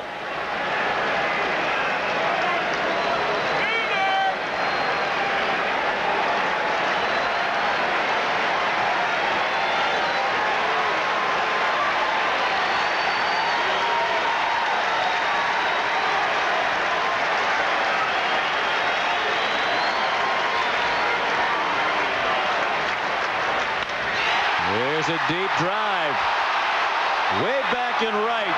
Sheffield on the warning track again makes the catch. Boy, last night to end the ball game and twice tonight. Ortiz had the fans thinking he had hit one out, only to have it come up a little short. Ortiz making a bid for a home run. It's back-to-back nights where he's hit the ball very deep, but has not gone out of the ballpark. People thought maybe here, but Sheffield makes the play, going back to the bullpen. Just remember last night as he hit one to end the ball game that when it left the bat, it looked like it had a chance to be a home run. To give the Red Sox another dramatic win over the Orioles, but it came up a little short. I was watching on TV, and it sure looked like the kind of swing that was going to propel the ball out of the ballpark. You know, the best part of that shot was they had a shot of a little kid. Was it one of the great shots of the year? Yeah. And Mike Narachi and Russ Kent. His facial expression said it all. This was last night. Yeah, making that swing last night, and watch the kid when it's caught. It's just a great shot. Living and dying with his Red Sox. A ball down and in on Matsui. And he singled to left his last time up. 1 for 2. Matsui, Williams, and Posada, the middle third. Fastball wide, ball 4. Well, the young fan with dreams of the comeback win crushed. I mean, 3 straight nights that they had rallied to beat the Orioles in dramatic fashion, but that one fell just a little bit short. Of course, today, Terry Francona took some heat on the talk shows about having BK Kim in the game last night. Were you surprised? Well, yes and no. First of all, there were certain guys last night that he did not want as part of that game, and he tried his best to stay away from them. I was a little bit surprised to see Kim. You know, I knew he'd been activated. I didn't think we'd see him pitch unless it was a complete blowout game. But there were limited people available last night to Terry Francona. I thought when he had Timlin up that we may see him in the game. We certainly would have seen him if it had been a tie score. But Kim again last night looked very flat. Got a couple of quick outs, but then the left-handers did some damage against him. His fastball seemed to be the same, 85, 86. And the breaking ball was not very good last night.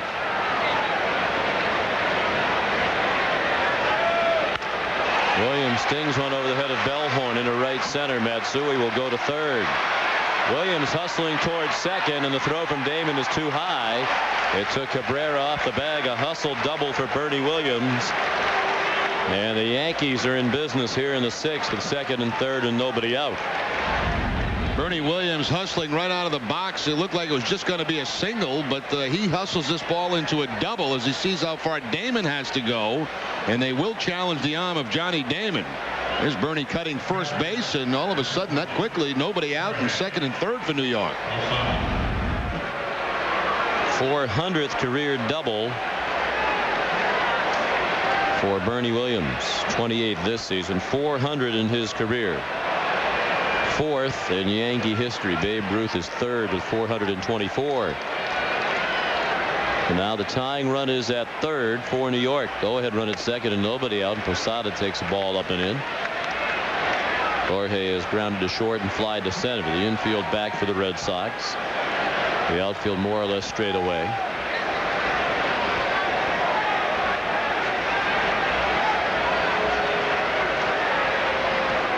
Posada trying to extend his hitting streak to 6 games.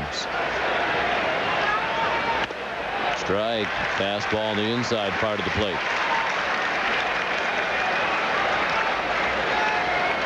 3 runs, 4 hits, and an error for Boston. 2 runs, 5 hits.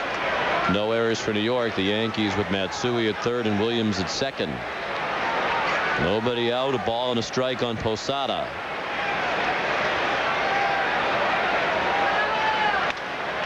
A little lob, shallow right, and a diving catch made by Nixon, and the runners cannot advance. Matsui looked like he didn't know how to play it, and Trot Nixon made a great tumbling catch in right, and it had Matsui frozen doing a little bit of a tap dance near the third base bag. Yeah, Matsui had come in. He was not tagging on the play, and you wouldn't expect him to tag on a bloop like this. But when the sliding catch happens, had he been tagging, he may have been able to score. But when that ball leaves the bat and you're at third base, that's one that you don't tag up on because you think it's going to drop in. Great sliding play by Trot Nixon, and of course runners remain at 2nd and 3rd. I know for a long time when Trot came back to the questions about the health, he was going to be eased back into what you've seen offensively and defensively. Would you say he's back to his starting right field position? I would say against right-handers, probably not against left-handers. But, you watch him run the bases when he does get a hit. He's not limping at all. He makes the play there, as you can see, and he seems to be, I'm not probably sure not 100%, but doing pretty well.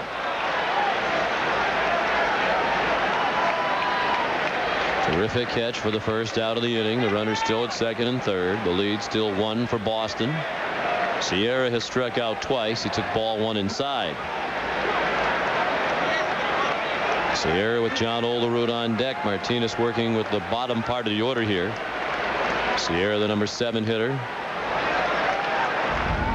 One more look at the catch by Trot Nixon. Now watch both base runners. They're not back tagging up. You see Bernie Williams about halfway. He thought for sure that ball was going to drop in, and once it's caught, Matsui just goes back to the bag. If you're Matsui, though, if you're tagging up and the ball is still drops in, you still can score. Yeah. Sierra hits it very high and pretty deep and right. You would think it would be deep enough to score Matsui. And the ball is caught, says the right field umpire. First base umpire Fieldon Culbreth, who had run out into right, said Nixon lost it on the transition back to his throwing hand. I'll tell you what, that happened awfully quick, and Joe Torre bounced out of the dugout. Let's take another look. Yeah, he did have it in the glove, and it does when he goes to make the transfer to the throwing hand. That's when it does pop up. He did have control of the baseball right there, and then that's when it comes out when he makes the transfer. So that's a good call by the umpire. It is a sacrifice fly for Sierra and a run batted in as Matsui scored. Williams went to 3rd. They were tied at 3. Sierra has his 64th run batted in. First baseman, number 18, John. And now the go-ahead run is at 3rd for New York. In this back and forth game, the Yankees led 2-0. The Red Sox went ahead 3-2. Now they're tied at 3. Olerud has flied to center and single to left. Strike one, a fastball. You know, Sean, last game was not typical of Pedro against the Yankees. This is more of the kind of game that they have played against Pedro for the last couple of years.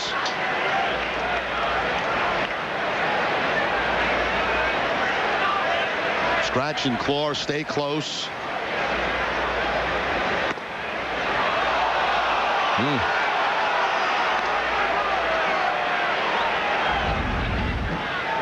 Now that's a fastball there that Pedro Martinez normally would get. Veritek didn't even have to move the glove.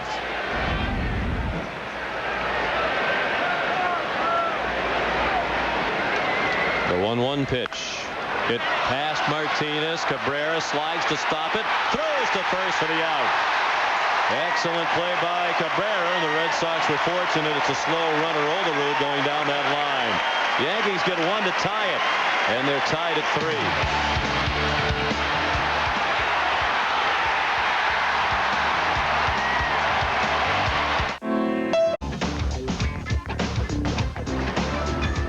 Stay tuned after the game for New England's Red Sox postgame shows. W.B. Mason's Extra Innings Extra, a complete Red Sox wrap-up, followed by Granite City Electric's Extra Innings Extra. After the last inning, the action's just beginning.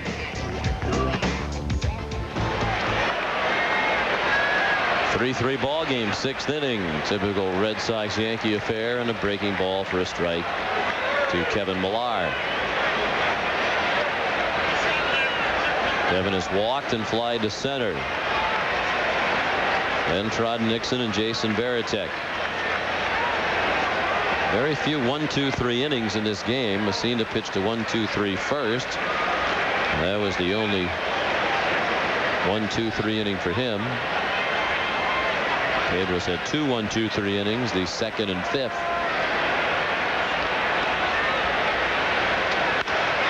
Millar hits it hard toward the left field corner, and it's off the top of the wall. Missed a home run by about 4 feet, and the throw is a beauty from Matsui, and Millar is out. What a throw by Matsui, a rocket right on the bag to cut down Millar in his bid for extra bases. You know, Sean, we've seen Matsui here at Fenway have trouble with the left field wall, but not this time. He plays that ball perfectly, and what an accurate, strong throw he makes to get Millar at second base. And we've seen a lot of times here at Fenway where Matsui has had a difficult time judging whether the ball was going to be off the wall. And a lot of times he gets himself caught in too close. This time he played it off the wall perfectly and made a great throw to second base. With a single for Millar, he's cut down 7-4. And here's Nixon 2 for 2 tonight against Mussina. Big swing, a little pop fly out of play to the left. Trot homered over the Yankee bullpen in the 4th. A solo homer that gave the Red Sox their first lead of the night, 3-2, but New York tied it moments ago in the top of this inning. And this will be the 93rd pitch from Mussina. Fastball strike. Well, it's been the home runs for the Red Sox tonight. It's usually the Yankees who lead the American League in home runs, but Ramirez and Nixon tonight with the homer. The Yankees, on the other hand, on a ground ball out, a base hit by A-Rod, and a sacrifice fly. That's how they've got their 3 runs.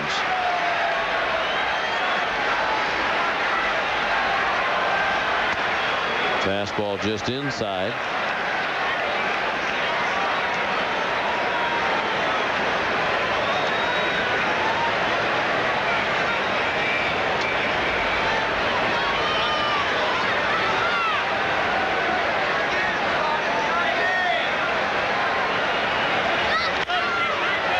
Out of play again to the left. Well, before it gets too far in the rearview mirror, let's look back at this very nice play by Cabrera to end the top of the 6th. Saved the run here, too. Not an easy play because that ball bounced right underneath Pedro Martinez. A lot of ground to cover, and John Olerud is out at first base.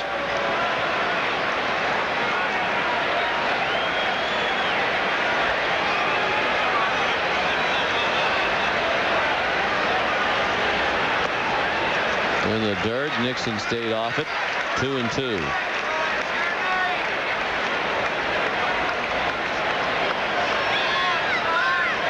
Sean McDonough with Jerry Remy and Dan Roach. Delighted to have you with us for our last Friday night baseball home telecast of the season. Our producer is Russ Ken, director Mike Narachi, associate producer Greg Petronzio, Drew Tradiak, and Leo White assisting us here in the booth. Bob Quay, I believe, is here tonight. This is a big night for me, Jerry. Not only our last home game of the season, which is always very emotional, but hopefully there'll be playoff action here. We won't be involved in that. National TV takes over the playoffs, but I did have my first Rem Dog at your very fine establishment there on Yawkey Way. It was packed tonight. It was a great crowd out there tonight. Did you enjoy it? I was a little worried when I walked right in and there was a stretcher with EMT standing to the side. But there's no need for that. The food was outstanding. I only had half the Rem Dog because it's really about 3 hot dogs in one. And you know, for $42, I think it should be 3 hot dogs. Don't believe that, fans.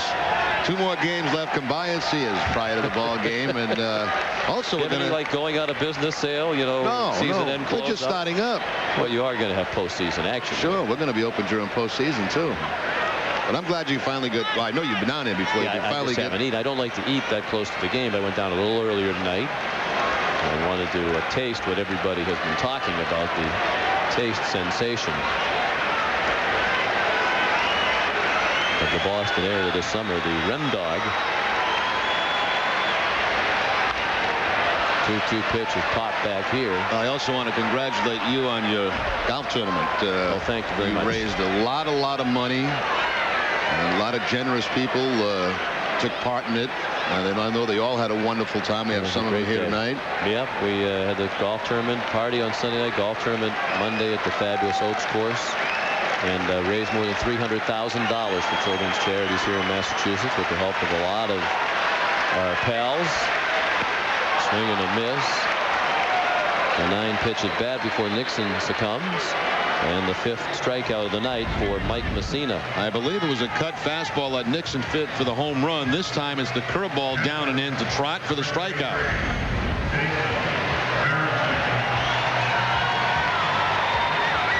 Yeah, a lot of people gave some big bucks to charity. Well, Matt Damon not only came and played, but he was enormously generous, bidding on auction items. We had some other great celebrities. Mike O'Malley from Yes Dear was similarly generous. He bought up all like the Boston sports fan stuff, tickets to games, Tom Brady helmet. We're not allowed to mention that he might be in the park here tonight. He might be very close to us. Might be very close to us with his wife Lisa. Joseph Abood, who, as you know, walks in here anytime he likes. He bid to be here in the booth tonight to watch the game. There they are. We promised we wouldn't put them on, so you did not see Mike O'Malley, star of Yes Dear, and Joseph Abood and Lisa O'Malley. Our tournament was great, except Mike's group is, I think, still playing. Ordinarily, in recent years, the round has taken 4.5 hours, and this year was about 6, because Mike and his group from Foxwood, they were about 6 holes behind the group in front of him. Veritek strikes out to end the inning. After 6, tied at 3. Going to walk into the mound thinking there might be something wrong with Pedro Martinez as he was warming up, but looks like if there is a problem, it might be with the mound or with Pedro's shoe. It doesn't appear to be a physical thing. And he has a big smile on his face, and now he'll continue warming up. And it gives us a chance to visit with Dan Roach. All right, thank you very much, Sean. You know, a very interesting week. This week I had Wednesday, I had a chance to sit down with Red Sox owner John Henry for a few innings during the Red Sox-Orioles game, and we discussed a variety of topics. And, of course, one of the things that he wanted to talk about, yes, a little bit the Yankees, but more so all of the fans, the Red Sox fans and their stories they bring to the ballpark. Every Red Sox fan has a story. I saw a gentleman earlier had a beard. He was a big guy before a game recently. He was wearing a Red Sox hat. He had a big hole inside it. I said, "What happened to your hat?" He said, "After the 7th game of the ALCS last year, I shot it." So there you go. Shot a hole in his hat. Hopefully the fan wasn't in that hat. You'll hear much more from John Henry coming up during Nightcast at 10 following the game here on UPN 38 and on Red Sox This Week. Sunday night at 10:30 on UPN 38 and following Sports Final on Channel 4. Sean? Well, we'll look forward to that. I hope all the stories are that humorous.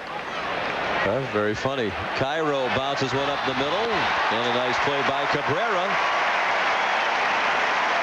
Orlando's had his usual terrific night in the field. Cairo now 0 for 2.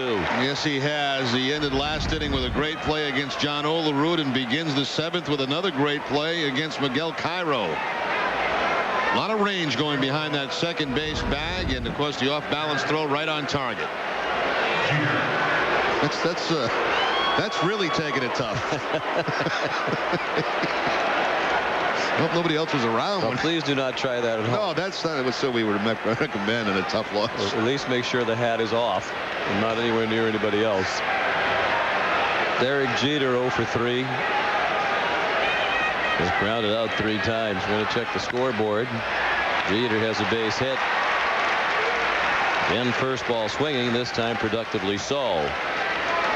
6 hits for New York. The scoreboard brought to you by Volvo. When you drive out of town, drive safely, drive Volvo.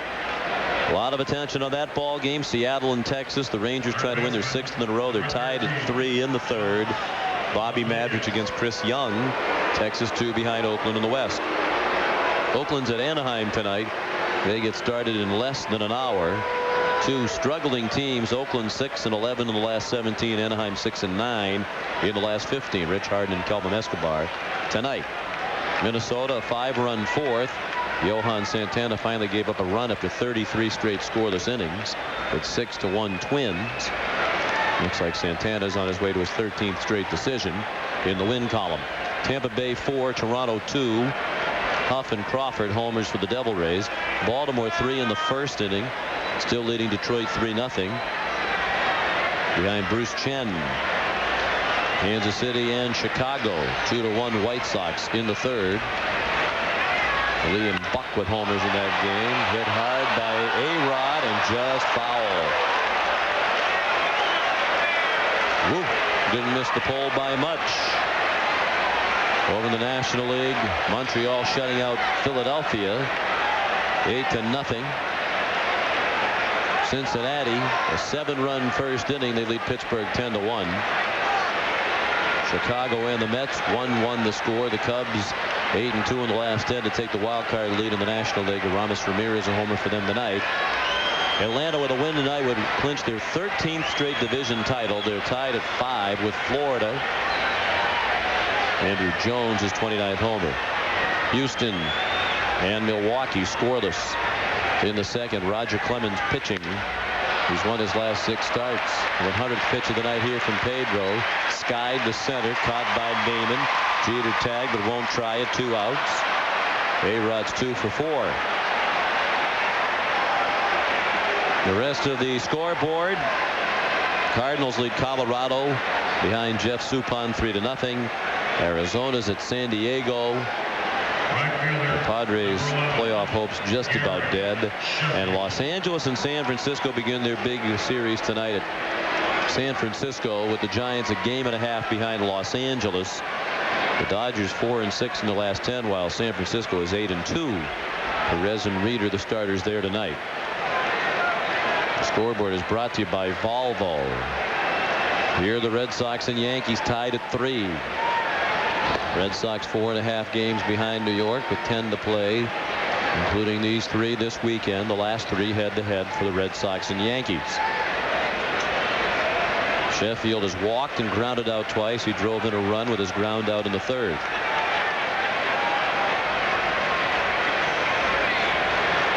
The Yankees have action in their bullpen. Sheffield hits it to center and deep. Damon retreating at the wall. He makes the catch. And then some deep fly ball outs for both teams here tonight. 7th inning stretch tied at 3.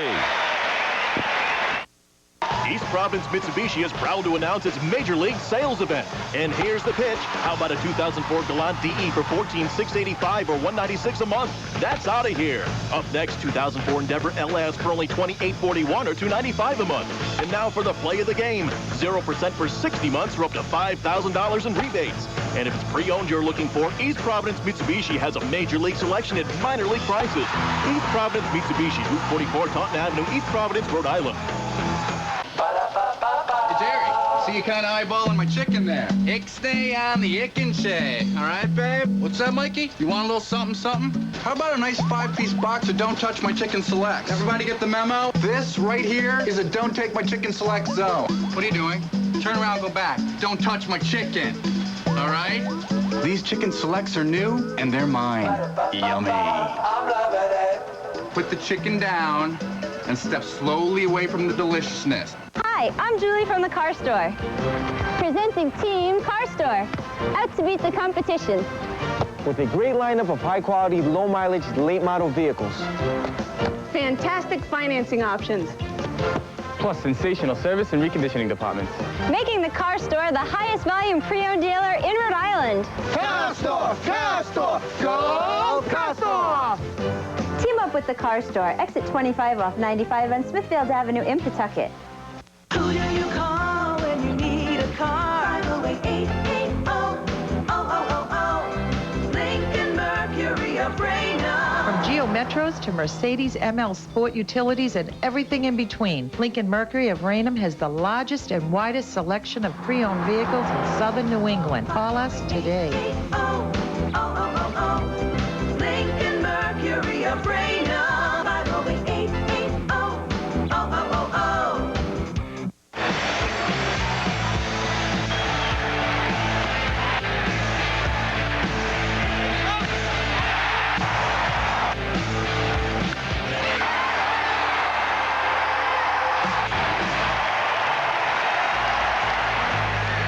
Red Sox have used the long ball while the Yankees have scratched for their runs.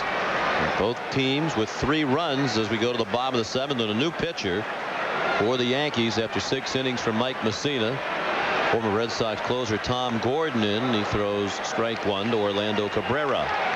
He has a career high in appearances. This is number 77 on the season for Gordon. Look at the opponent's batting average, only 177 against Tom this season. I was surprised to see Mussina leave after the 6 innings. Yeah, 103 pitches for Mussina, 68 strikes.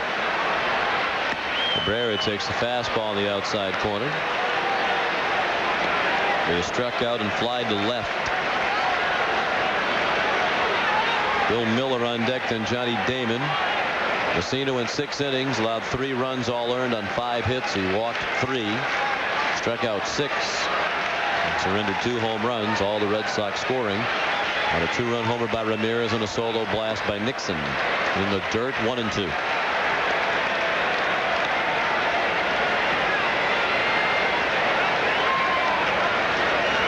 Ramirez had 2 of the 5 hits yielded by Mussina. Nixon had 2. And Millar the other.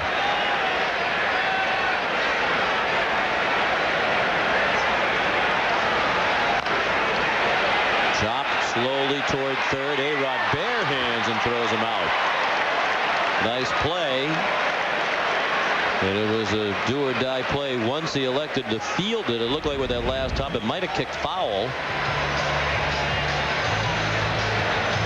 I think you're right, Sean. One more bounce and it probably is foul, but he didn't want to take that chance. He makes a great play with the bare hand. But third baseman in this homestand have been using the bare hand. Remember the play Mora made earlier this week to get a force-out at home plate. And then that play there by Alex Rodriguez. And Mora did it with the game in the balance. Yes. Here's Bill Miller 0 for 2. And he's grounded out and lined out in the infield. 3 runs, 6 hits for New York. 3 runs, 5 hits, and an error for Boston.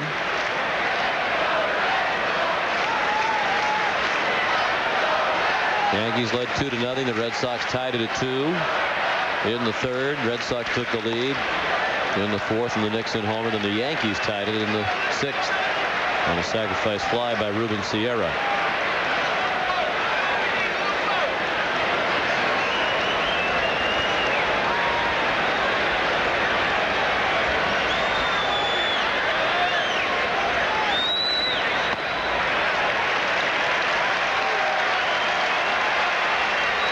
chance, Sean, I'd like to send best wishes to Holly Levy, who is watching the game tonight from the hospital. We hope that she is feeling better. Big Red Sox fan. And Red Sox wish her well. There's a strike, and happy birthday wishes to Emily Welsh, 5th grader in Medford. Her dad, John, long-time security man here at Fenway Park. Emily's a big Red Sox fan. And a happy belated birthday to her. 3-1 pitch. Fouled away.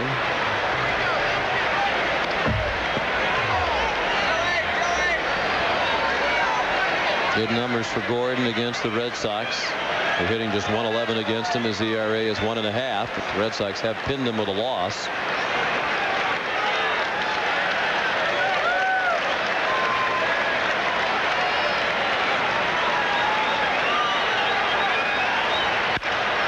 Grounded to short. Jeter stayed down with it. 2 outs. Miller 0 for 3. It's been a nice comeback for Flash Gordon. You know, he had such a wonderful career here with the Red Sox as a closer. Had some arm problems. Had to fight his way back. And I was very impressed when I saw him last year with Chicago White Sox. He had regained that arm strength. Was throwing hard again. And he's had a wonderful year this year for the Yankees. Very pleasant guy to be around. Oh, terrific guy.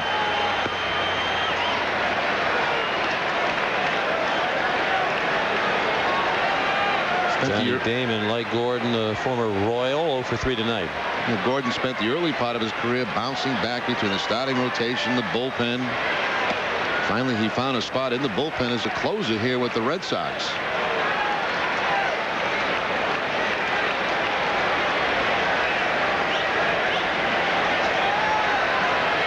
They have 2 guys in their bullpen. He and Quantrill, both former Red Sox relief pitchers, who are about as pleasant as you could want to be around. Deep drive, right field corner.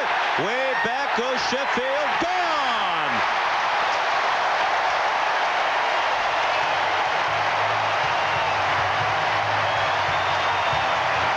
Johnny Damon. On the night he won the UPN 38 10th Player Award, puts the Red Sox back on top with Boston's 3rd home run of the night. For Damon, his 18th of the year. It's 4-3.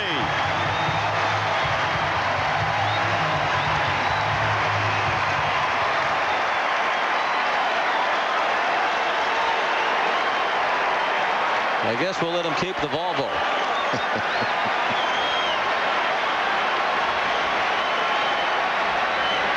Bellhorn takes the strike. Now, right now, it's the Red Sox winning this game the Yankee way. They're winning it on home runs. The 2-run home run by Ramirez, the home run by Nixon. Now, Johnny Damon gets a Gordon fastball for the home run. And this is nothing new in the season series. Bellhorn takes the strike. It is the 6th time this year the Red Sox have hit 3 or more homers in a game against New York. That's only the 5th home run that Tom Gordon has allowed this season. That was well back in those right field seats. Bellhorn down the line. Olerud. And that's the inning. But the Red Sox take the lead on the Damon home run after 7-4-3 Boston. The newly designed Nissan Altima. Engaging. A shift in style. From fit to finish. It's forward thinking. Introducing the beautifully redesigned 2005 Nissan Altima. Now with 1,000 cash back for a limited time. 1,000 cash back. Enlightening. See your Nissan dealer now.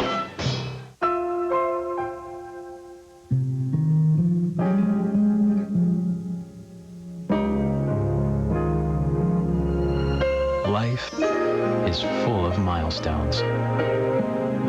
That's why Sovereign Bank offers milestone banking. So you can grow, achieve, and thrive.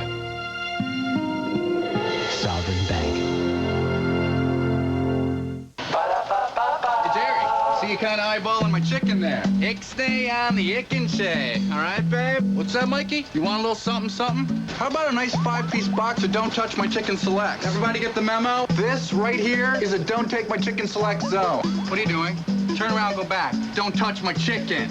All right? These chicken selects are new, and they're mine. Yummy. Put the chicken down and step slowly away from the deliciousness.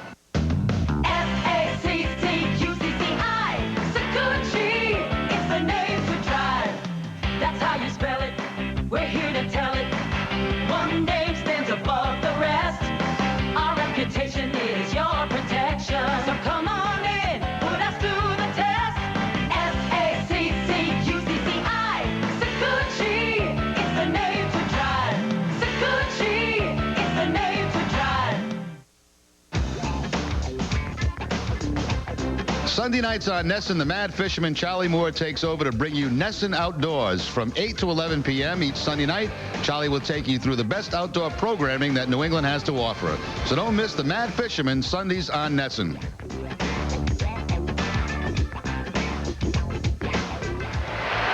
Pedro pitching with the lead again. He's out for the 8th inning. And he threw a breaking ball wide to Hideki Matsui. 102 pitches now for Martinez. There is action in the Red Sox bullpen as the 8th inning begins. The Red Sox back on top after the Damon homer. Matsui to deep right center. Damon at the wall with Nixon, and it's gone.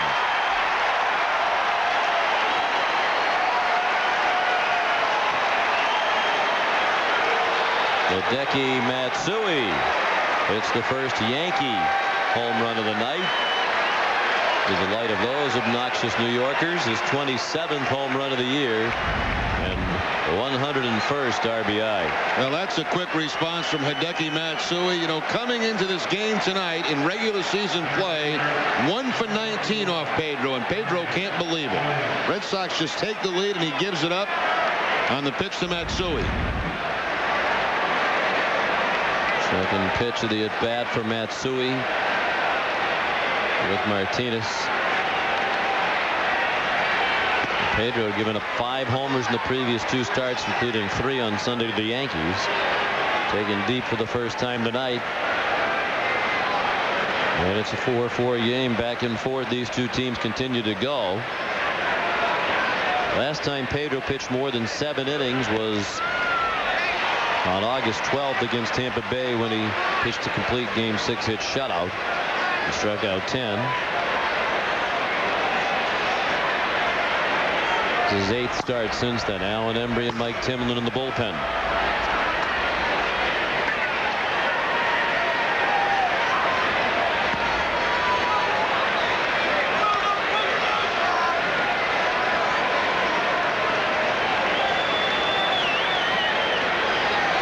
Williams, a hustle double last time up. He's only hit him 3 at-bats.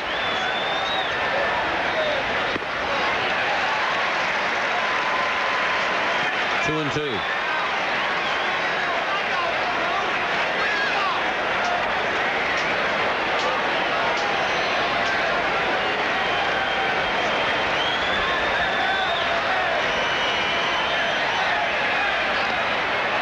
And a change up in the dirt.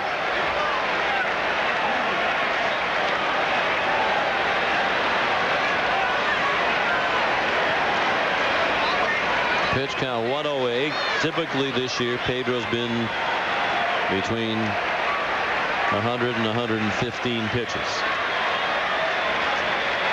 Right about where he is now is typically where the night comes to an end. And there's a base hit. Fair ball touched by the fans. It'll be a double for Williams. That might be the night for Pedro. We'll see. That's a change up there that Bernie Williams gets right down the line and bounces into the stands for the double.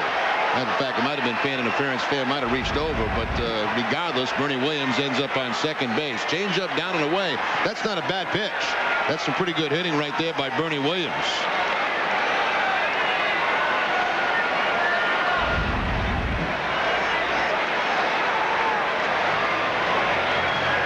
Second double in as many at-bats for Bernie Williams. Varitek out at the mound. Cabrera into the mound. No sign of any movement yet from Terry Francona. So he's conferring with Dave Wallace. Embry and Timlin are ready. They're both just standing out there watching.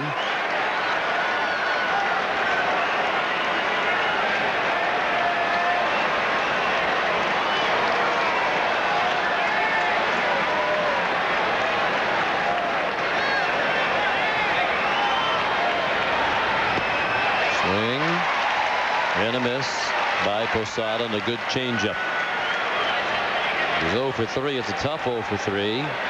Cabrera made a nice defensive play on a ground out in the second, and Nixon made a diving catch on a little blooper in the 6th inning.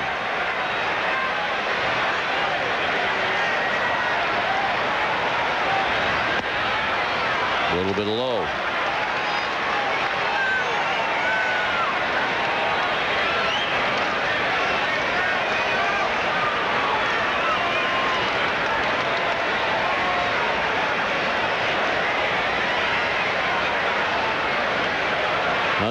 Pitches from Martinez. This will be 112. His season high is 117, which he's done twice.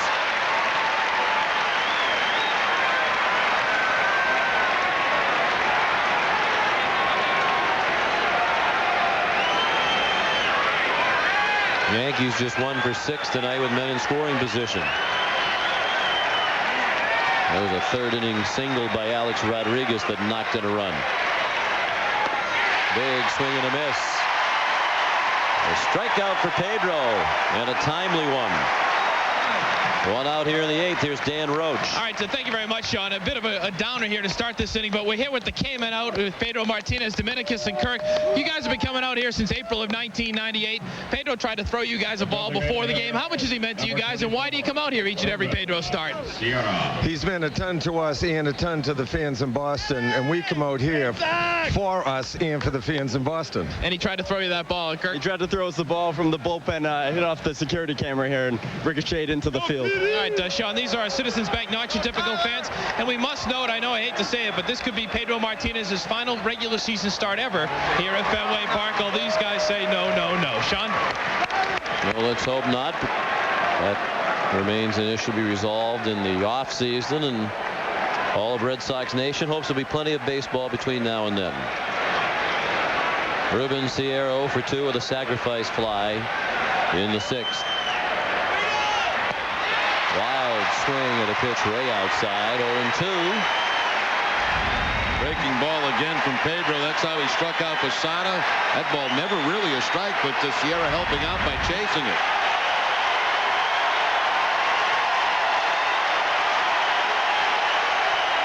The fans trying to push Pedro along as he nears the end of this outing.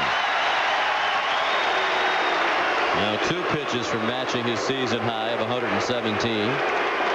And he's done that twice in his last 6 starts prior to tonight.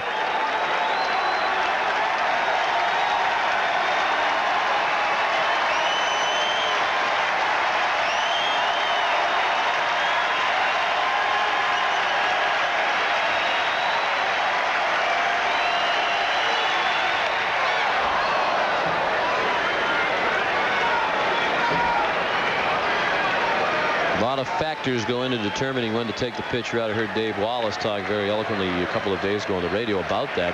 He was asked about taking Schilling out the other night after he was breezing right along and putting in Folk. Of course, you have complete confidence in Folk as your closer. He said there's a lot that goes into it. The pitch count, certainly, the situation, what lies ahead, the status of your bullpen, the physical well-being of those guys. It's not just the pitch count for Pedro.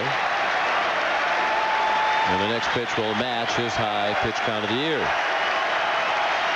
The 0-2 served into right center and dropping in for a hit. The runner being waved around. Williams, the throw is way offline, and the Yankees lead 5-4. Now, after fouling off the fastball, Sierra gets the curveball again from Pedro and serves it out there in the right field. Bernie Williams, in kind of a late break toward home plate. He wasn't quite sure. Look at that ball. That ball's almost on the ground, and Sierra gulps it in the right field. The fans are letting Terry Francona hear it as he goes to the mound.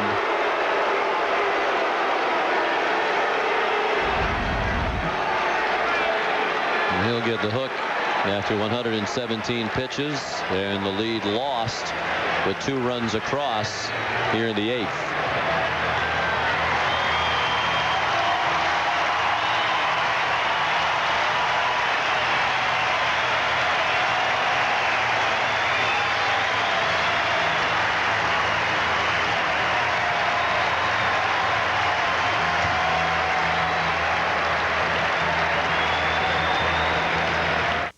What are your reasons for shopping at Bernie and Phil's Furniture? The value. Outstanding quality.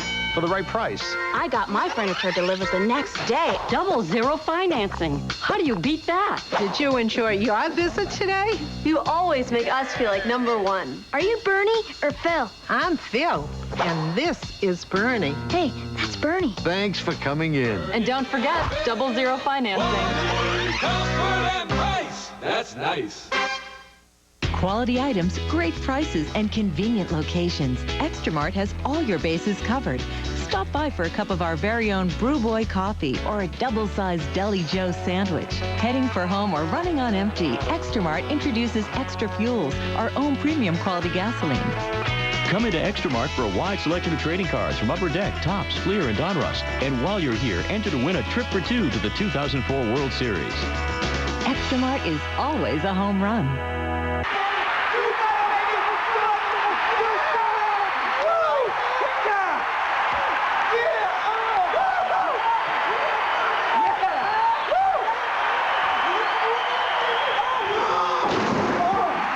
Time for new furniture? It's time to save at Alpert's. Pay no money down, no interest, and no payments for 18 months. Friday and Saturday at Alpert's. Just what you're looking for in a furniture store.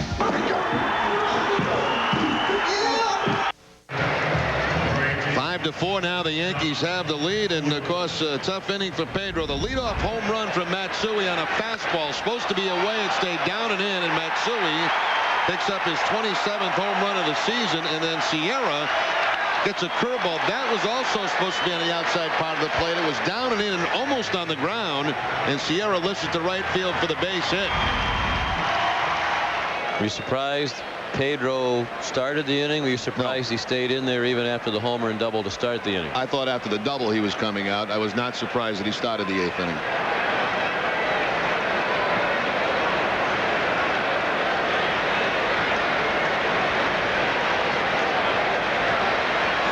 John Olerud, the batter.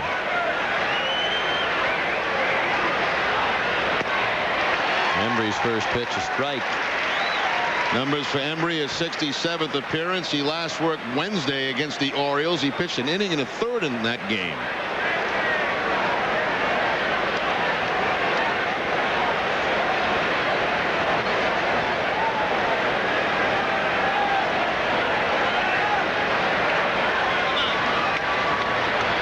Now it's Sierra at second, still just 1 out. Pedro out after 7 1/3 innings, 117 pitches.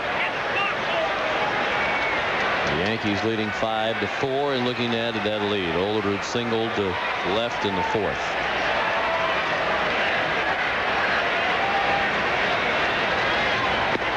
Of course, the magnitude of it, Jerry, the part of what is at stake tonight, not even close, but it does bring back for me some memories of Game 7 of the championship series last year. Pedro stayed in beyond where he ordinarily pitches into the 8th inning.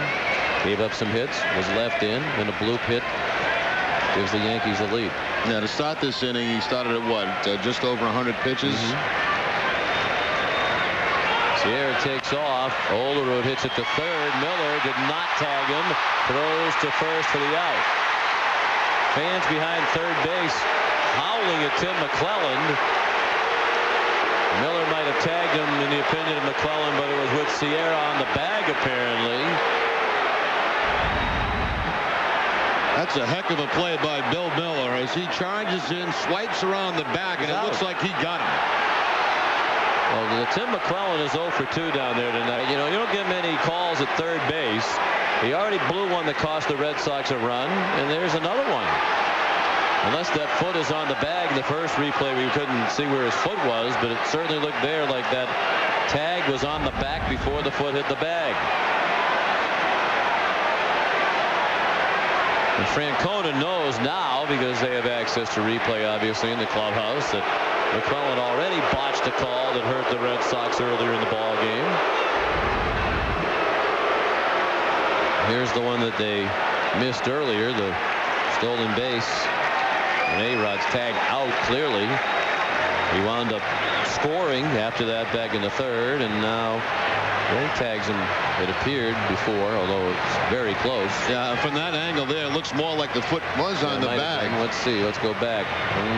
It's hard to tell because Miller blocks our view of. No, that glove's on him right now. Well, it looks like it from this angle. It's hard to tell as you move forward a little bit. I still think he's got it on him now, and the foot's still not on the bag. Well, regardless, McClellan couldn't see it anyway because from the position he was in.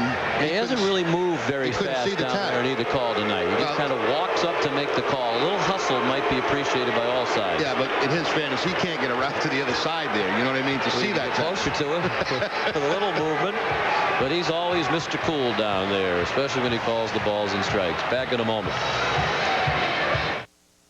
Hyundai Initial Quality is winning people over. The Hyundai Sonata was just named the highest-ranked entry midsize car in Initial Quality by J.D. Power and Associates. That dedication to Initial Quality lets Hyundai offer America's best warranty, 10 years, 100,000 miles.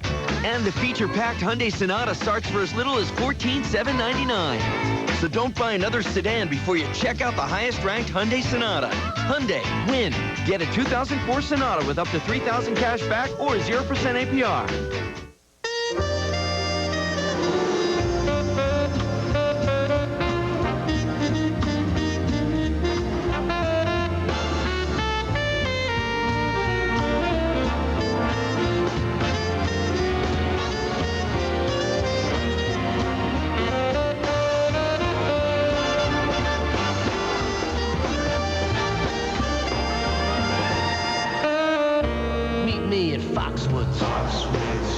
So, Mr. Seymour, you know what you want? Richard. Richard? And Richard Seymour has a new sack record in the Super Bowl. What a game for Richard Seymour.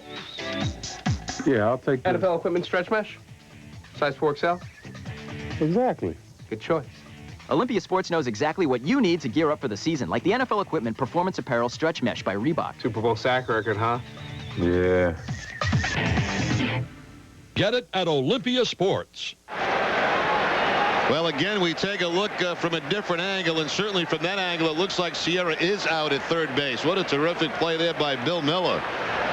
And even after this, Miller continues on with the play and does get Olerud at first base. And he turned to argue immediately. Yeah, he had him. The more you look at it from the different angles, there's no question that he was tagged out at third base before he got to the bag. As soon as Bill threw it, he turned around to say that, and he doesn't argue very much. So it's Mike Timlin, a new pitcher, to pitch to Miguel Cairo. And we see the numbers for Timlin among the league leaders, fourth in the league with 72 appearances. Timlin also had last night off. His last appearance was against Baltimore on Wednesday night.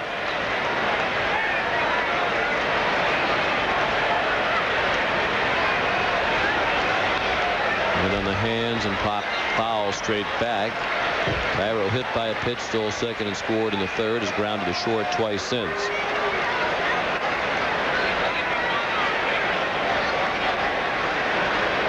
Those who have HD TV. He was clearly out in HD. Yeah.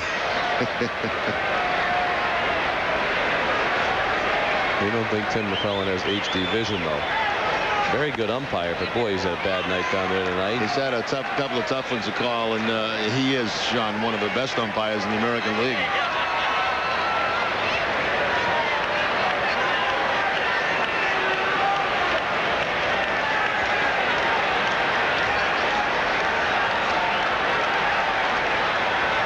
Sierra, fortunate he's still over there. Looked like he made it a close play, Jerry, because he slowed down as he was nearing the bag. Took a couple stutter steps. Yeah, he was off with the pitch, you know, and if he slides, Miller doesn't even try to get him.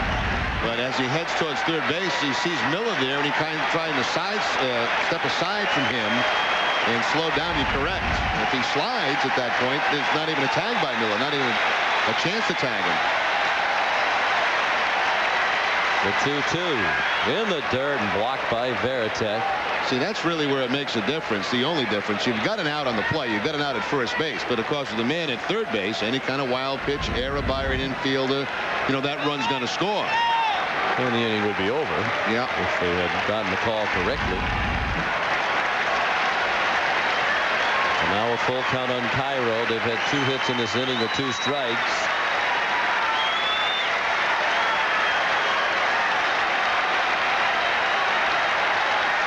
The payoff pitch sent back to the screen.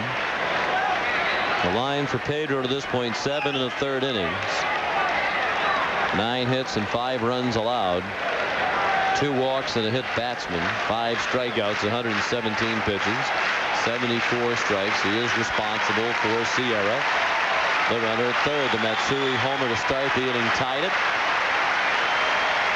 The Sierra base hit drove in Williams, who had doubled with the go-ahead run. 5-4 New York in a back-and-forth game.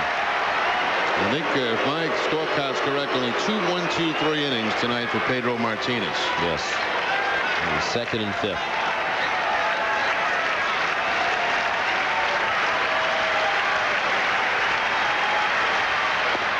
Ball 4. Which I guess raises the question, or at least contributes to the raising of the question. Should Red Sox fans and Terry Francona, Dave Wallace, be concerned now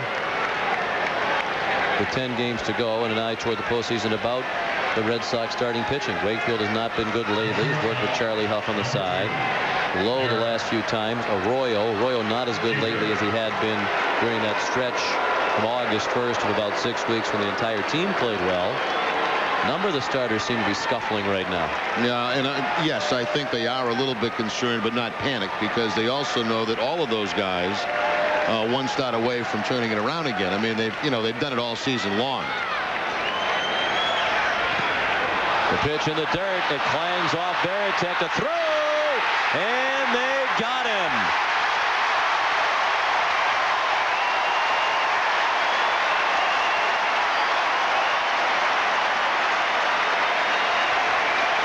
Veritek threw to Timlin, covering to get Sierra and end the inning. The Yankees get 2 to take the lead. It's 5-4 New York in the 8th.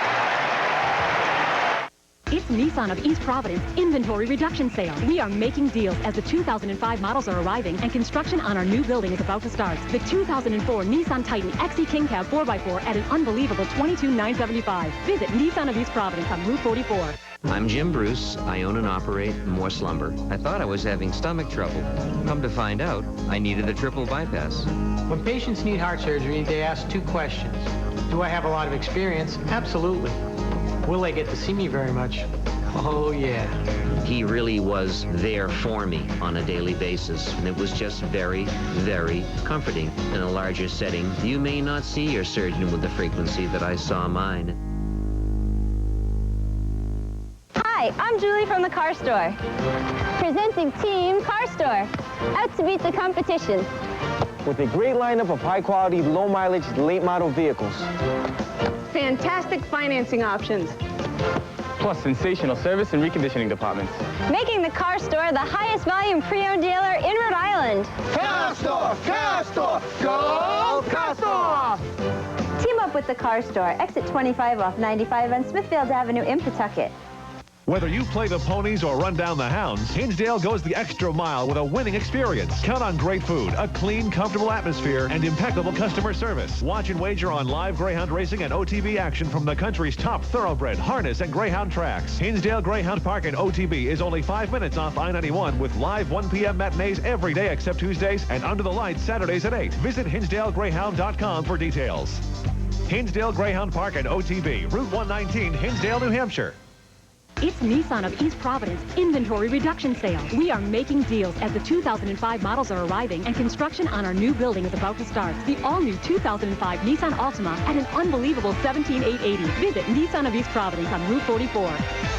You figure maybe that's the way it should end. You know, he was supposed to be out anyway, and finally the Red Sox do get him out. The ball getting away from Veritek, a good throw, and you can see the foot stepping right on the glove of Mike Timlin. They had him by plenty at home plate. Timlin fortunate not to get spiked. Made sure he held on to the ball. Sierra was a gentleman about it. Now Ramirez Takes a fastball for strike one from Gordon. 2 for 3 tonight for Manny. A 2-run homer in the third off Mike Mussina. He singled solidly to center in the fifth against the starter. Big bats coming up. Ramirez, Ortiz, and Millar.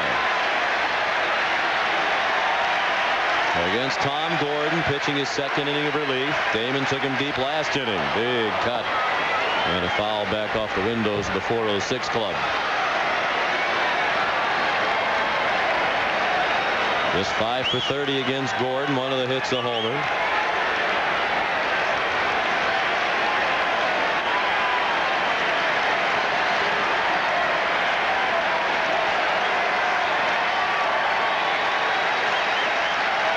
Six of the previous 16 meetings between these two teams head-to-head decided by 1 run. The Red Sox 4-2 in those games. A little bit outside.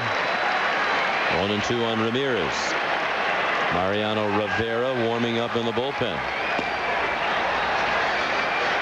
He made a rare blown save 1 week ago tonight against the Red Sox at Yankee Stadium.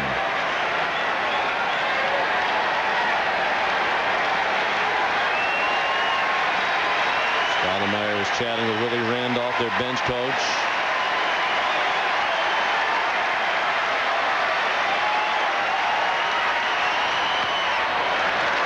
A 12-6 breaking ball low. 2-2 on Ramirez.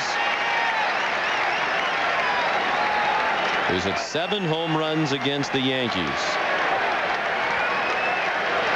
this season. More than any other player in Major League Baseball. 5-4 New York. Bottom of the 8th, the 2-2 pitch in the dirt. And Manny has battled to a full count with Tom Gordon. Here come the fans again. 35,022 here tonight.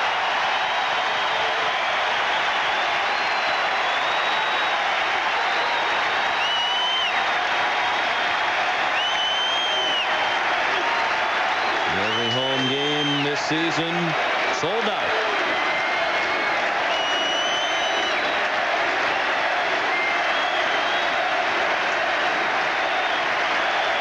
Here's the payoff pitch.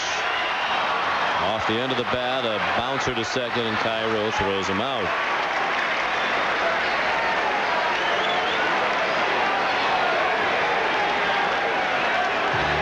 Manny looking up at the pitch on the scoreboard. A lot of hitters do that now. They make an out. They look up at the scoreboard to watch how they do a pitch by the opposing pitcher.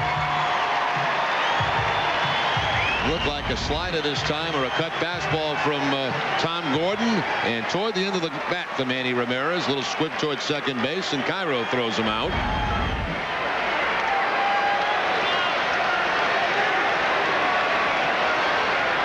Now Ortiz 0 for 3 tonight, but twice tonight he's flied to deep right. I believe his last 4 at bats, including the last one last night, have been to very deep right field. Looked like they had a chance to be a home run when they left the bat. 1 strike on Ortiz with Kevin Millar to follow. Swing and a miss on a tough pitch. 94 miles per hour, moving down and away. Yeah, he turned that one over. A 2-seam fastball from Tom Gordon here. It was a cross-seamer on the first pitch. Now he turns it over, going away from David Ortiz.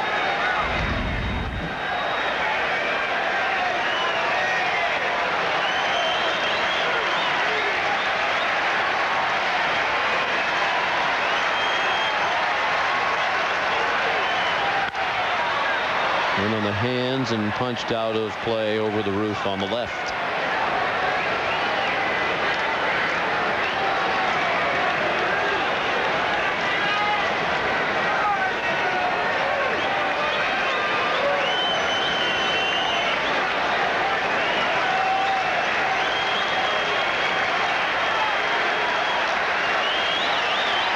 Another 0-2. Fastball outside. Gordon has thrown 26 pitches now in his inning and a third.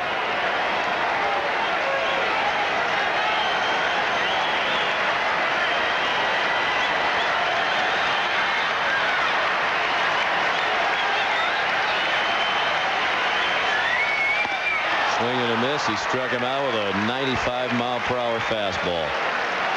Now Gordon staying away, and that at bat to Ortiz. A fastball up and away from Ortiz for the strikeout.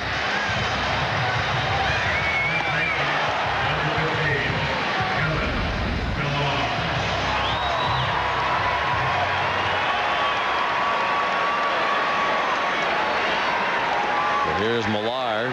He was walked, flied to center, and singled to left. Singled off the wall. Hideki Matsui threw him out, trying to stretch it to a double. Knee-high strike with a cut fastball.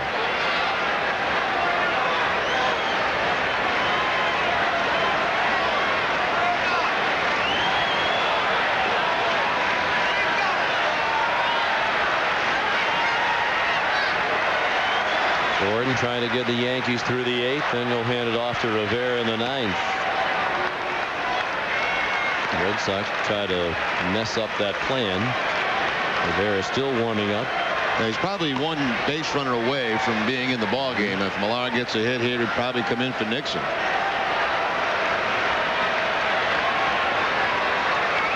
He's had about 3 days off, has Rivera. In the air and right, a routine fly for Sheffield. And a 1-2-3 inning. After 8, 5-4 New York. Ford F-Series has been a leader for 20 years.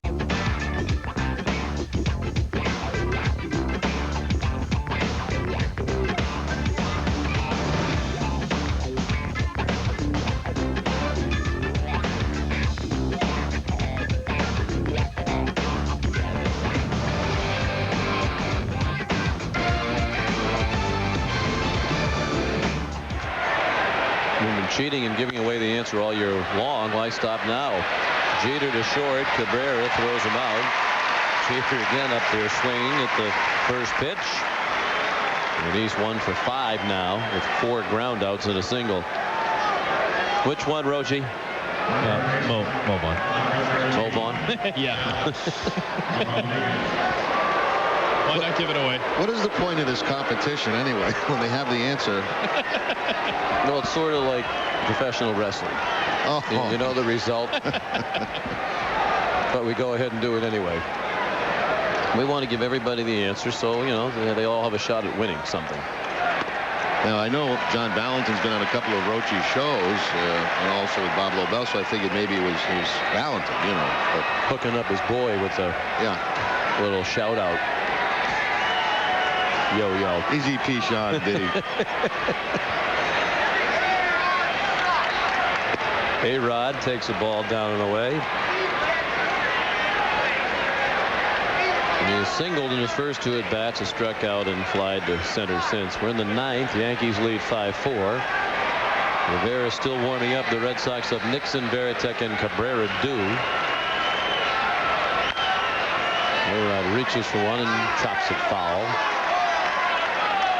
1-2.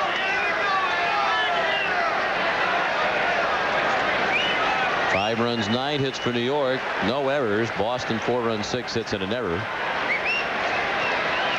All the Red Sox scoring on home runs. The Yankees have just 1 homer. Boston 3, but New York leads by a run.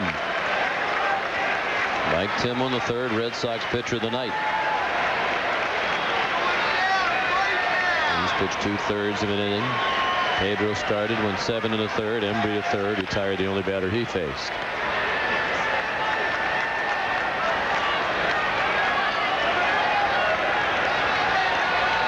Texas leads Seattle 6-5 in the 5th inning. Oakland and Anaheim will get started in just a couple of minutes in the big games out west.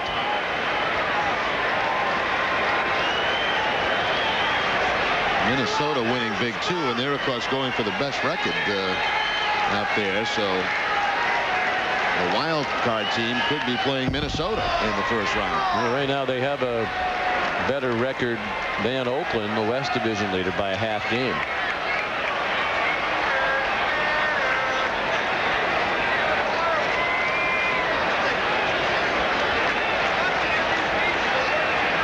not sure I'd want to match up with Minnesota in the first round the way Santana's pitching.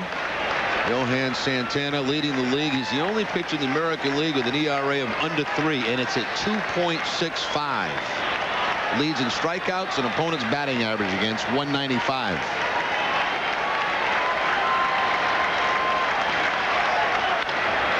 Grounded down to third, a fair ball this time. Miller throws out Rodriguez. Stay with Nesson after Red Sox coverage. Sports Desk, the evening edition, follows our post-game coverage.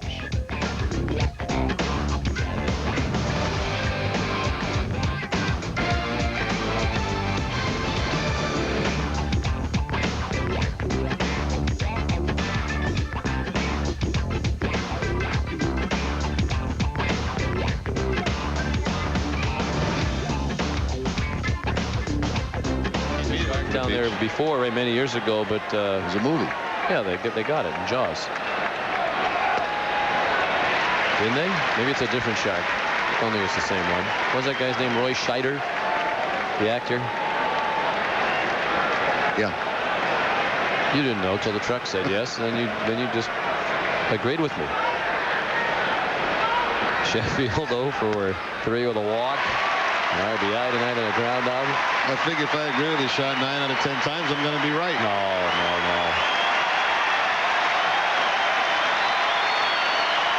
The only time you agree with me tonight was when I said the Grim Dogs were good out there in Yankee Way.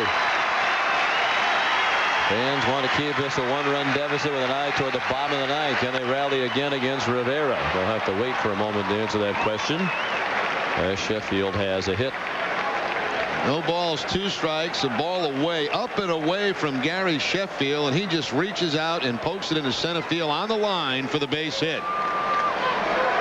Here's another guy who looks like he could hit a pitch thrown just about anywhere. The quickest hands in the game of baseball. Everybody you talk to, especially, back in the National, you just couldn't throw a basketball by him. 10 hits for New York, 4 of them have come with 2 outs.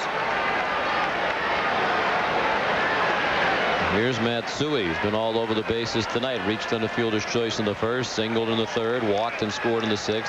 Homered leading off the 8th to tie the game at 4. They added another run last inning against Pedro to take this 5-4 lead.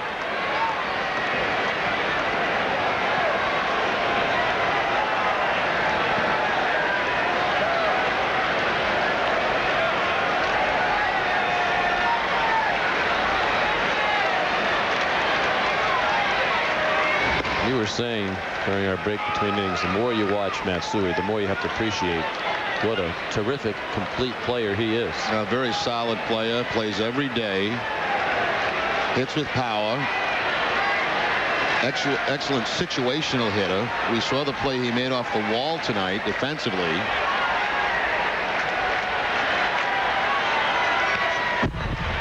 He's not intimidated by left-handers. He's just a good, solid player. Even in the count here with Timlin 1-1.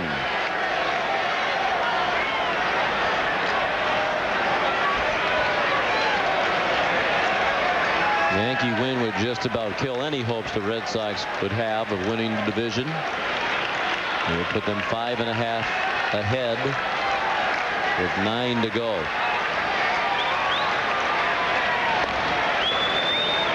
Five steals on the season for Sheffield, but he has been caught 6 times. This guy's been playing hurt most of the year. He's got a shoulder that I think that's going to need surgery once the season's over. Had a bad thumb, too.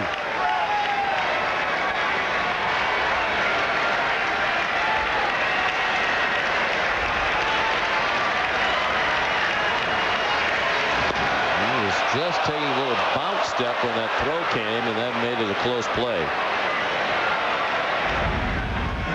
Looks like a little jab step toward second base and then going back to the outfield side of second base. Get as far away from that tag as you possibly can.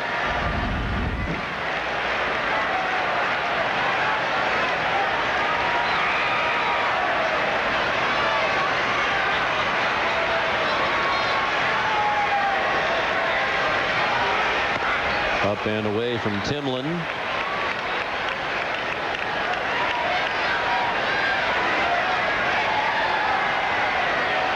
Keith Folk has started throwing in the Red Sox bullpen. Rivera ready and more or less just watching.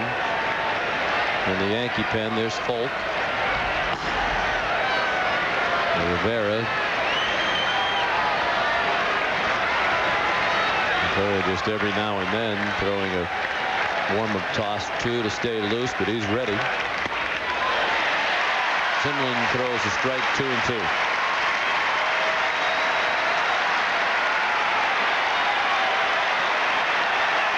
Hideki Matsui, 3-time MVP of Japan's Central League and an all-star now in the United States.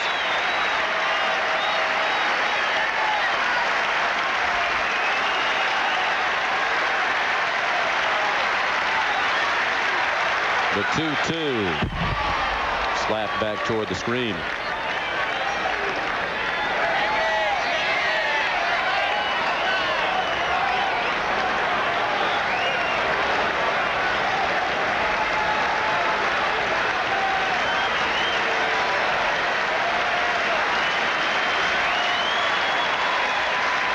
Herb Schilling will pitch Sunday.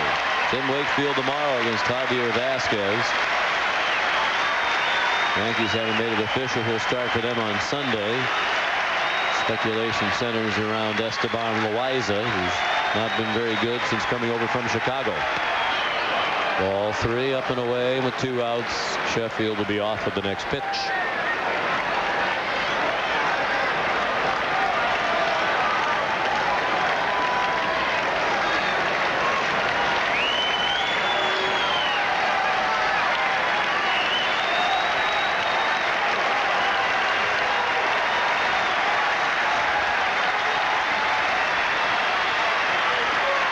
Sheffield goes, and Matsui hits it down the left field line. A long run for Ramirez, and it's over his head and off the wall.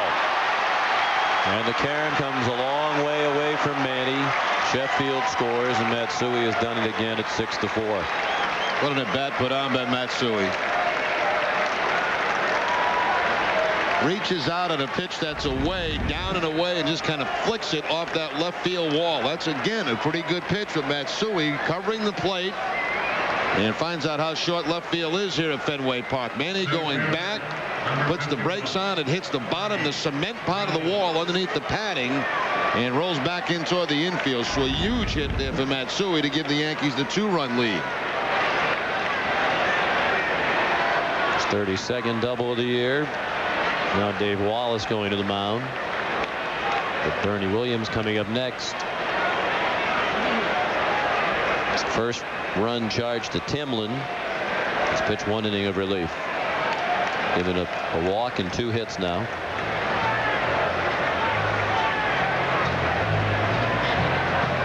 And it's very quiet at Fenway Park.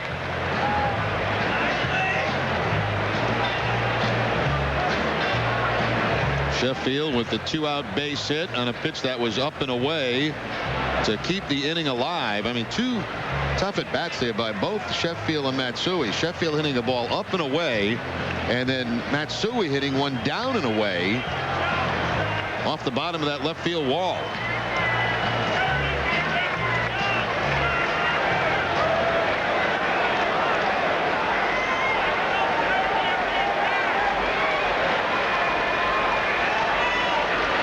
Bernie Williams has doubled in each of his last 2 at-bats.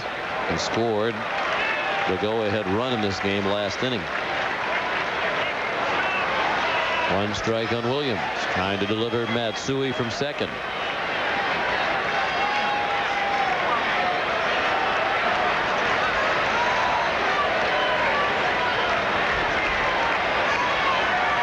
And the Red Sox with Nixon, Veritek, and Cabrera due up in the 9th, likely against Mariano Rivera. That was a close pitch and called the ball, 1-1. Ramiro Mendoza has joined Keith Folk. The next pitch will be the 20th of the inning. It seems like more than that, as Timlin has worked at a very slow pace here in the 9th.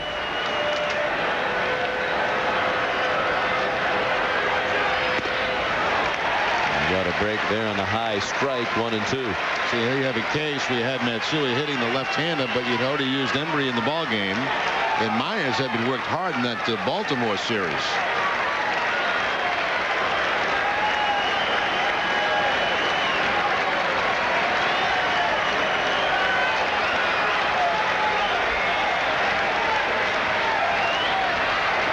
Again, taking so much time that Williams asked for time.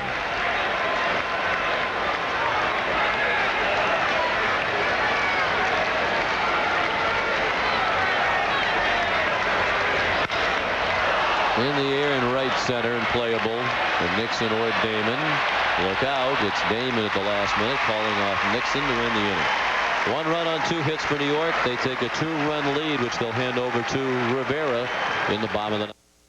Sean McDonough with Jerry Remy and Dan Roach back at Fenway Park. Last call for the Red Sox at 6-4 New York in this back and forth game. Rivera on. He's had some notable struggles against the Red Sox. Shea Hillenbrand handed Rivera a long ball in 2002. Bill Miller beat him with a home run here in late July as the Red Sox rallied from behind in the ninth.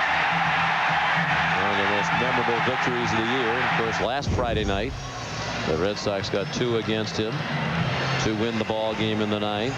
In the last 4 seasons, only 21 blown saves, 7 of them against the Red Sox. He's blown saves 1/3 of the time against the Red Sox in those 21 chances against them the last 4 years. Now 50 on the season this year, and he leads the American League by 3 over Cordero of Texas, and that is in 54 opportunities. 2 of the 4 blown this year against the Red Sox last Friday night in that Bill Miller home run game. He has a 2-run cushion tonight. And here's Nixon. He's had a good night. He has singled, hit a solo homer, and struck out, all against the starter Mussina. Will not be involved in the decision.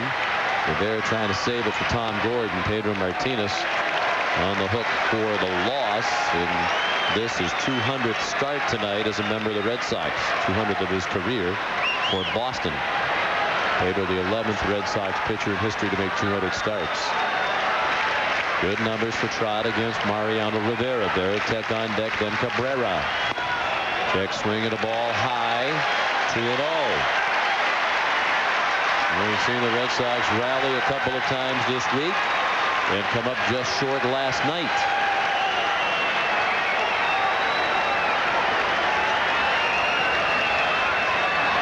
A little bit different issue tonight against one of the best closers of all time as compared to that relatively weak Baltimore bullpen. Outside, 3-0.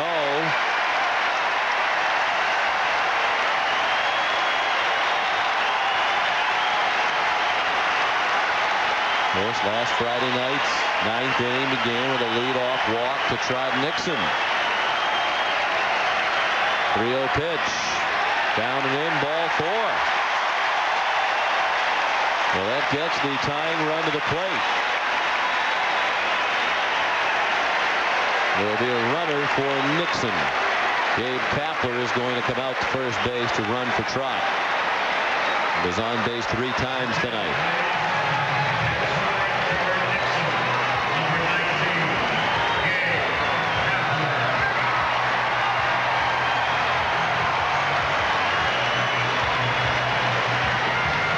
Veritek 0 for 3 with 2 strikeouts and a ground out tonight.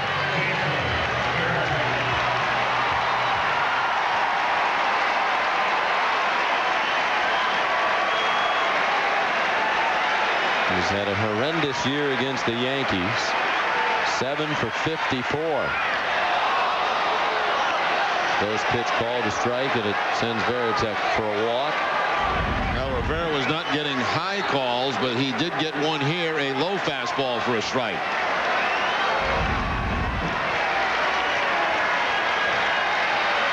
We said it earlier.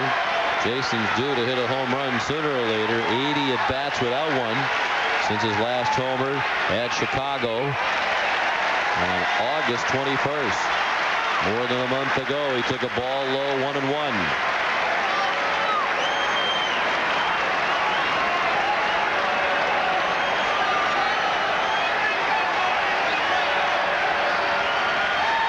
333 career saves for Rivera.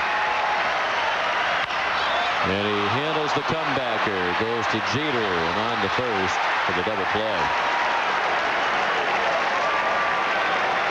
Nice and relaxed as Rivera on this comebacker. He just takes his time and makes sure he gives Jeter a good lead at second base. Nice ball for him to handle. One big high hop. No panic, no rush. Just gives Jeter a good toss, and they easily complete the double play.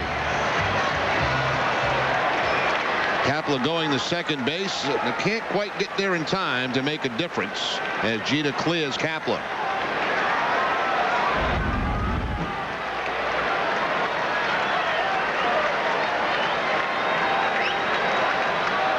Now it's up to Cabrera to get on so that they can again get the tying run to the plate. A little blooper, shallow right, and it drops. And it's kicked by Cairo over toward the stands, and that'll allow Cabrera to get to second.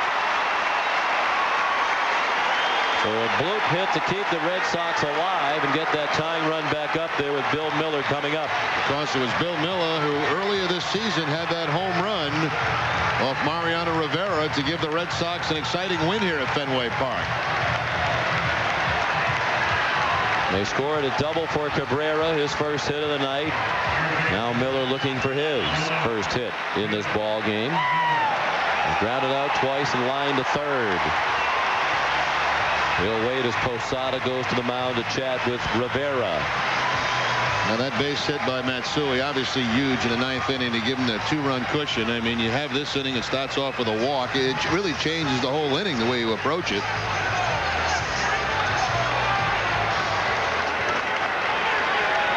He's had a big night.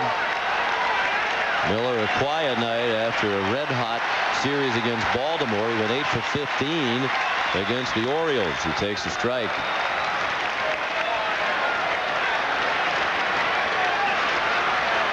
He was the hero against Rivera on July 24th. Hit a 3-1 pitch into the Red Sox bullpen to give Boston the walk-off 11-10 win in the bottom of the ninth.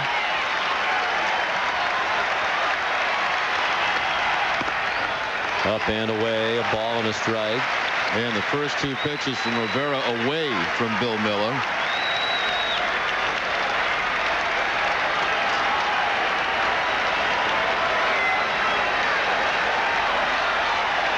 Miller would like to extend it for Johnny Damon. He swung at a ball high and fouled it back, and the Red Sox are down to their last strike.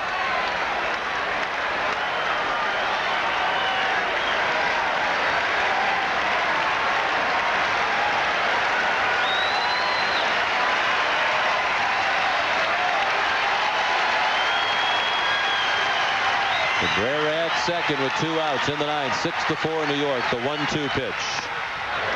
Tried again to swing another high one, and Bill laid off that 1-2-2. First two pitches away, the next two in on Bill Miller.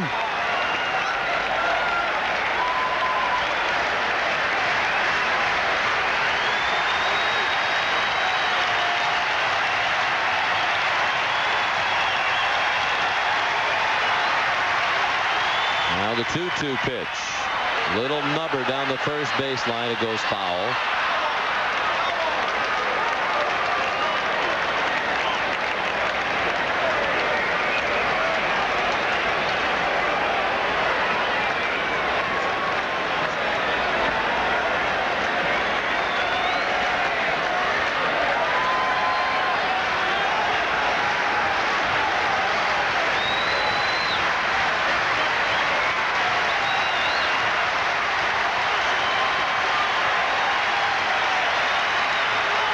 Sox with a great run since August 1st, 35-15, best record in baseball to make these games meaningful as it pertains to the division title.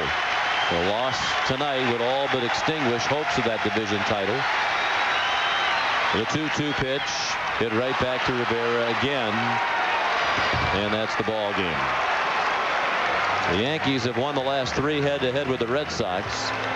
And the Red Sox fall 5.5 behind New York in the American League East with only 2 games left head-to-head and with 9 games left in the regular season. Final score, New York 6 and Boston 4. The totals and more after this.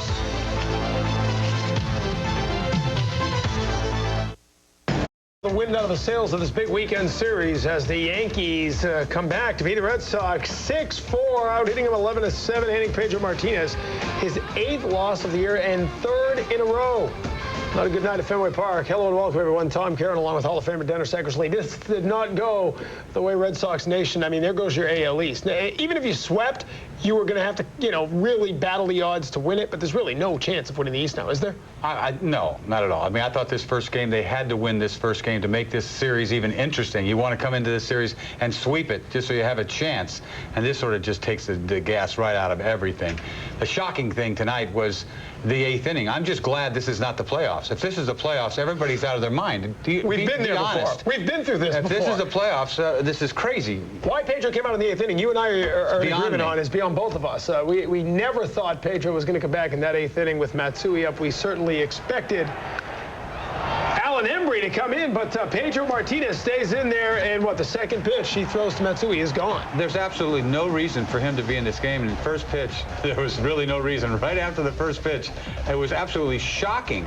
And then you got to stay with him almost, because if you take him out there, you look bad, I guess. I don't know. So you stay with him. Now you got a guy on second base. Williams hits a double, and now he's got to go reach back for something, and he does, and he punches out Posada right here. So you're praying that he gets out of this inning, and finally he throws a curveball off the ground. Sierra hits a ball over for a base hit. RBI, goes to second on the throw, but there you go, 6 runs.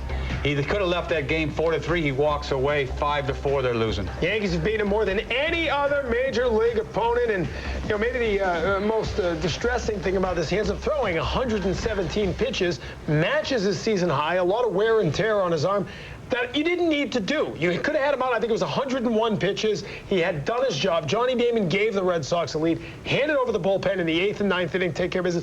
If the bullpen doesn't hold it, you got another issue to deal with. But at least you put Pedro back in a good situation after he got beat up last Sunday. Well, the thing was, it's not like he was on time, like he was dominant. Like I was telling you before, if this is a game like Schilling pitched the other night that he was winning, 1-0 and 14 punch-outs, then you send him back out there and let him pitch the 9th inning. It's his game. But right here, he did his job for 7 innings.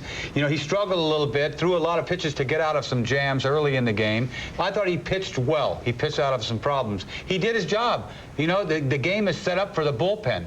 Last night, they didn't even go to some guys last night because they may, save them for the series or whatever. And tonight, so everybody was fresh. We're looking for a left-hander to come in and face Matsui. He leaves in Pedro, first pitch bomb, and now you've got to send him out there to try to get out of the whole inning, and he doesn't, and they probably deserve to lose. Winds up throwing another 16 pitches that he wouldn't have thrown. He ends up with the loss. 13 walks. He only had 2 walks tonight, but 13 in the last 4 starts. Seems like some control issues. A lot of times it looks like Veritek set up on the outside, ball goes inside or vice versa. It's not Pedro. Pedro's not on top of his game. He's not hitting the outside corner when he wants to, coming inside when he wants to, but he's still pitching. He's throwing curveballs, changeups, and throwing high gas. He's still got velocity. I thought he pitched very well tonight. It just makes no sense. It's a win-win situation to take him out after the 7th inning, and nothing good can come out of him going out there and pitching in the 8th inning, and it didn't. 7 innings, 3 earned runs would have been a great line against the New York Yankees. A quality start would have set this weekend up beautifully. Meantime, once Matsui ties it up and then they get the lead back on that RBI, Tom Gordon, who had given up the Johnny Damon home run, sticks around for another 3 outs, and I'll tell you what, this guy might be the MVP of this team right now. He throws Manny Ramirez right there, a 3-2 cutter, nasty little weak ground ball, then he punches out Ortiz with some gas. He's throwing 95. He's throwing as good as he ever did. And then he gets Millar to hit a fly ball to center field right here, a little cutter. He's probably learned that cutter from Rivera, hanging out with him for a year.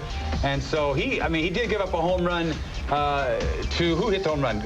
Damon. In the 7th inning. But he comes out in the 8th inning when he had to and gets 3 guys out and sets it up for Rivera to come in. Quantrill's probably overworked, been showing some signs of wear and tear. So if you can get 6 outs out of Tom Gordon, that sets you up beautifully, because then Rivera takes over. Like I was telling you, that's the toughest job on a team, really, is a guy that has to set up Rivera. I mean, you've got to get through the 7th and 8th inning, and sometimes the saves are in the 7th and 8th inning. It makes it a lot easier on Rivera. Sox had a little something started, it looked like, against Rivera. Rivera's amazing stat you saw. 7 blown saves out of 21 save opportunities against the Red Sox in his career. Way above his normal average of blown saves compared to opportunities. But after a walk to Trot Nixon, Gabe Kapler pinch ran. Jason Varitek's really struggling at the plate right now. A 1-6-3 double play, 2 quick outs. Well, you're hoping to have the right guy up to hit, and Varitek is struggling so much. You really don't. This is the time that you really don't want to see Varitek up there, especially against the Yankees. He just hasn't been swinging the bat well for about the last 10 games or so. But you know, that 1 run is huge. You know, it's 5-4. You get if he had walked, I know it's a totally different thing, but if he walks Nixon, now you send in Roberts again, just like the other night, last Friday night. That extra run makes it a completely different situation. And that 1 run is huge for a reliever to come in. Jason Varitek, a couple of strikeouts tonight, hitless in the series against New York last weekend. What do you see going on with Jason Varitek right now? I mean, I do not know anything about hitting. I really do not. But I tell you what, he's swinging like he's in the same zone. It's almost like he's not adjusting at all. He must not be picking up the ball. It's either he's not picking up the ball, because you don't see spin. When you swing that badly, you're not picking up the spin. Or sometimes you wonder if he's tired. I mean, every time a catcher doesn't swing the bat good, right away you say he's tired. Especially with the strikeouts. You know, he's not even making contact. He's swinging right through balls like he's in another zone.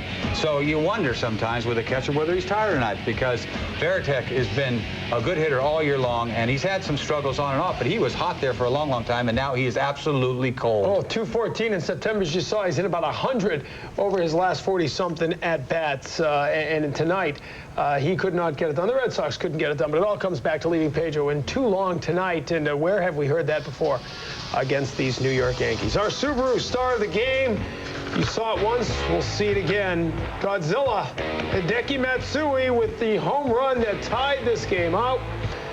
His 27th of the year. It came a leadoff home run in the top of the 8th inning against Pedro Martinez, and you saw him look up at the sky. So will we. 6-4. Yankees win this one. We'll show you all the highlights after this. Go check him out. Pedro Martinez matched up with Mike Mussina again. Pedro and the Moose going at it for the 2nd time in 5 days. A-Rod in the 3rd, a single to right. Miguel Cairo scores. Throwing error by Trot Nixon allows A-Rod to go to 2nd. And an interesting little trip around the base paths. That's how he got to 2nd. He would then steal 3rd base, or so says Tim McClellan. Replays show that he was clearly out. Bill Miller applying the tag. Yes, McClellan was behind him, but you got to give the 3rd baseman the edge on that call either way. Top of the 3rd, 1 out. Runner on 3rd, as you know by now. Gary Sheffield ground out, brings A-Rod in. 30-pitch 3rd inning for Pedro. But Manny brings the crowd to its feet. A 2-run home run is his 42nd of the year. 43 at-bats between home runs, but he's swinging the bat again. 2-2. And then certified Yankee killer Trot Nixon will tag the Moose for a solo shot to right, his 5th of the year. And the Sox have their first lead of the game. It's 3-2. We go to the 6th. The runner on 3rd with 2 outs. Orlando Cabrera robs John Olerud of a hit, taking it behind the bag and getting the throw over to 1st. Stay tied at 3. And in the bottom of the 7th, Johnny Damon sends this Tom Gordon offering to deep right field. It's a home run, number 18 for number 18. 5th homer allowed by Gordon on the season. Sox have a lead. Should have been the end of the night for Pedro, but it wasn't. He stays out there, and Hideki Matsui answers the call. 27th of the year for Godzilla. And the game is tied at 4. Pedro stunned, as was the crowd. More trouble before the end of that 8th. Ruben Sierra golfs this curveball down in the dirt. Bernie Williams comes in. And Pedro leaves with a 5-4 deficit. Yankees add 1 in the 9th, an RBI double from Matsui.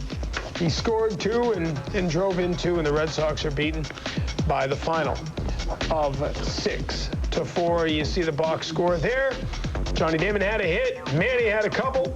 Trot Nixon 2 for 3 with the home run, and Cabrera had a hit as well. Pedro suffers the loss. He goes to 500 lifetime against the Yankees, 10 up, 10 down. Embry and Timlin finish things up. Timlin a couple of hits. and an earned run. But again, for Pedro Martinez, I can't wait to hear from Terry Francona, and hopefully Pedro hear if there was a decision-making process or if it was always, Pedro, you're back out there. As soon as that ball's over the fence, I mean, it's a no-brainer. It's absolutely no-brainer. This is the big leagues. I mean, this is the big leagues where the team, after 7 innings, it's the bullpen. That's the way the game goes. This is like a playoff game. Would you have done that in the playoffs? Is what's going to happen all of a sudden, and you're going to let him go into the 8th inning? I don't care. I mean, it'd be different, I guess, if he had 70 pitches. But he did his job. He had his 100 pitches. He struggled a little bit. I thought he pitched well. Enough's enough. This is a no-brainer. I mean, this is an absolute no-brainer. Do they manage this game any differently if they're 1 game out? Is it because they're 4.5 games out? I don't understand. That's a problem if it is. That is a problem if it is. You have to manage these games. You know what, folks? You still haven't clinched anything if you're the Boston Red Sox. That magic number's been on 5 for a couple of days now. Yes, they're going to go to the postseason. They're not going to have a total collapse. But you got to get there. You got to get that done. And you want to be able to rest some guys, set up your rotation. You got to line this up and get it done. You can't go losing 3-4 in a row. What angers me is I'm angry. When I get angry, this is a wrong move.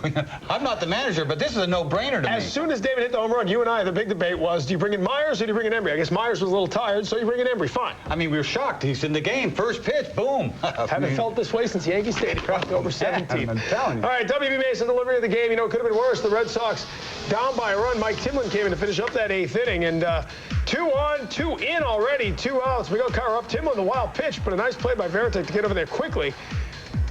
And the tag applied as he was out by a lot, Sierra. In fact, almost had a chance to step around the tag. The tag was down there so long. Our W.B. Mason delivery of the game. We'll hear from Terry Francona. Should be interesting after this. Tonight's show is brought to you by W.B. Mason, the official office product supplier of the Boston Red Sox.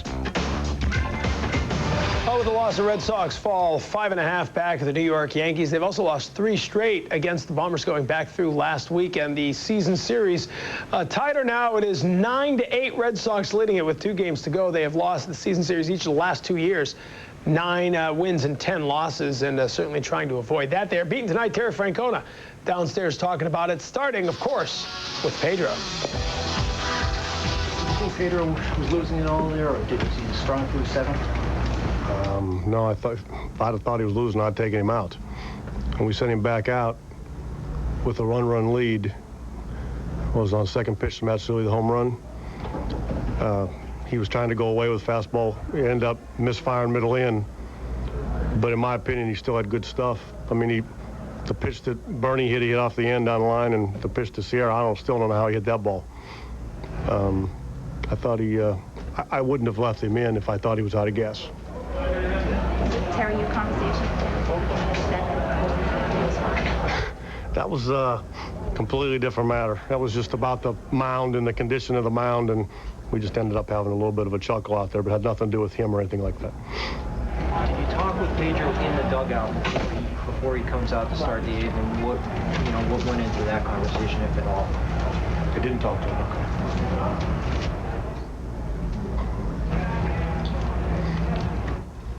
The pitch count he was at 101 after 7. Yeah. No, I mean, I agree with you. He was at 101. No, there was not a concern. I thought he was going to go out and get him out. And we had Timlin and Embry up. And I actually liked Pedro's soft stuff against Bernie and Sierra, and that's what they hit. I don't think very hard, but it was good enough.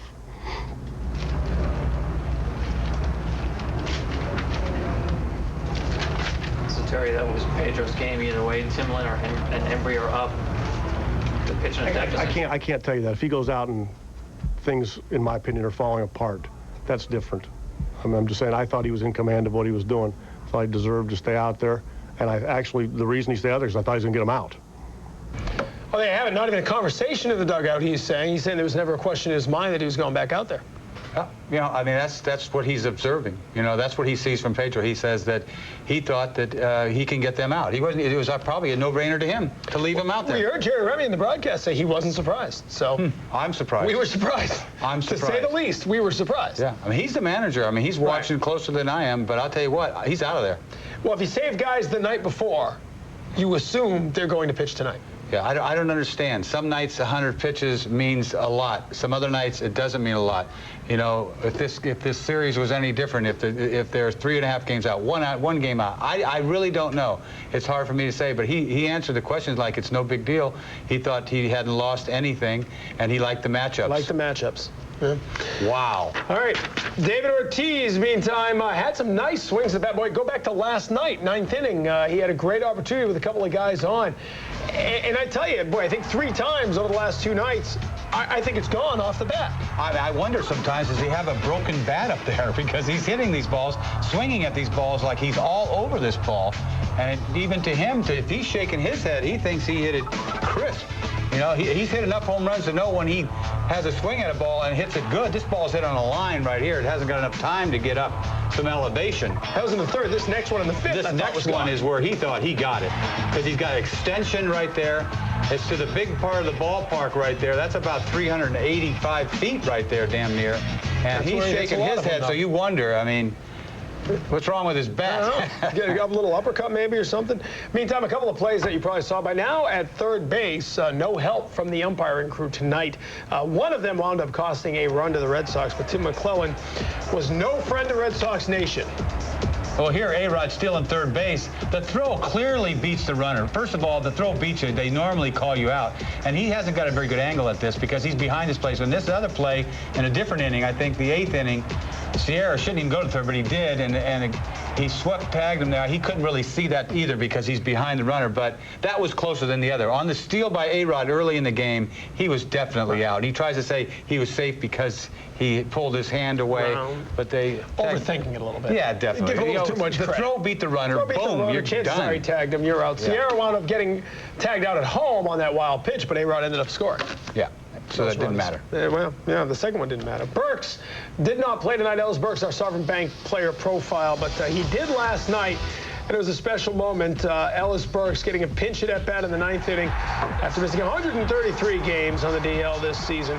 His 1999th career game, and it was a great moment. It's one of those great Fenway moments because the crowd understood as he walked out of the on-deck circle what this was all about. They gave him a standing ovation the minute he walked into the batter's box. You know, and Ellis knows. I mean, that's a great thing to do. You start your career in Boston. He was so glad that he didn't have to end his career on the DL and got to go out there and got a base hit, too. But he may not get another at-bat the rest of the season. I'm not really sure. Maybe. But I'm guessing if there's any sort of opportunity to get him 2,000 career games at 1999. Right. My guess is if there's a blowout somewhere along the way. It was nice that he got the at-bat in Fenway Park. Maybe his last at-bat in Fenway Park. It's a great career that he's had. 35,000 on their feet, and he's been a leader of this clubhouse even though he hasn't been playing. You talk to these guys, he's been there every day. I mean, that's hard to do. I mean, for the last 5 months to be watching this going on, but at the same time, it's kind of nice watching the way this team's been playing. Yeah, but that's still hard work. Yes. That's tough sledding to get your way back in after all that.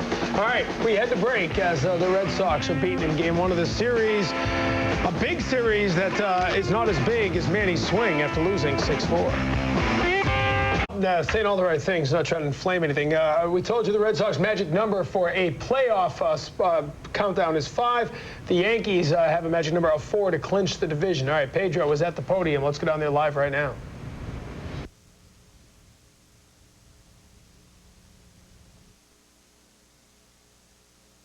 Pedro, were you surprised that Terry didn't come and get you after Mussina hit the home run? No, I wasn't. I was throwing the ball well. I only had 100 pitches at the time, so I could have easily gone another inning or two. You were saying you were frustrated. Can you describe that a little more? I was frustrated after the pitch, and I am frustrated just like you guys asking the questions, and you know, stupid.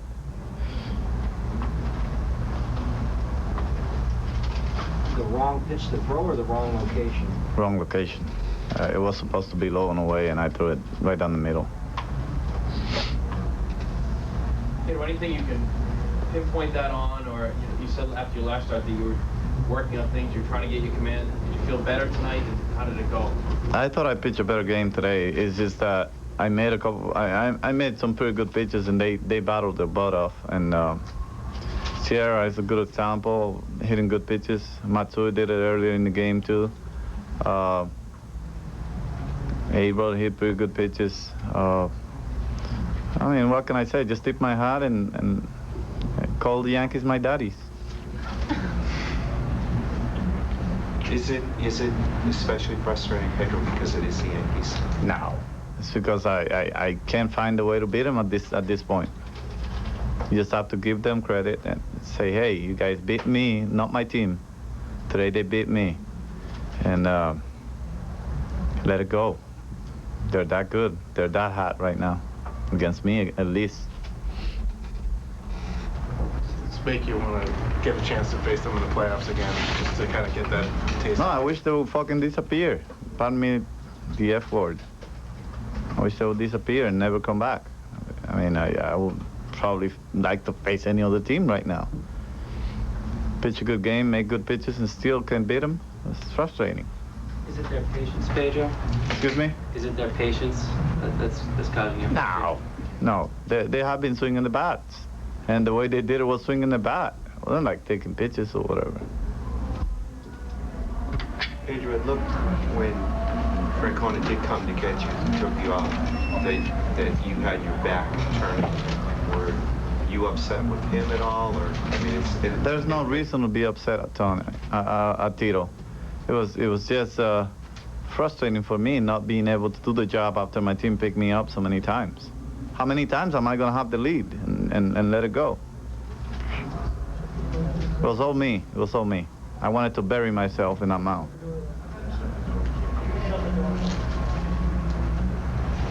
With tonight's loss, how difficult or how much tougher is it to make the task of trying to catch them to win the AL East?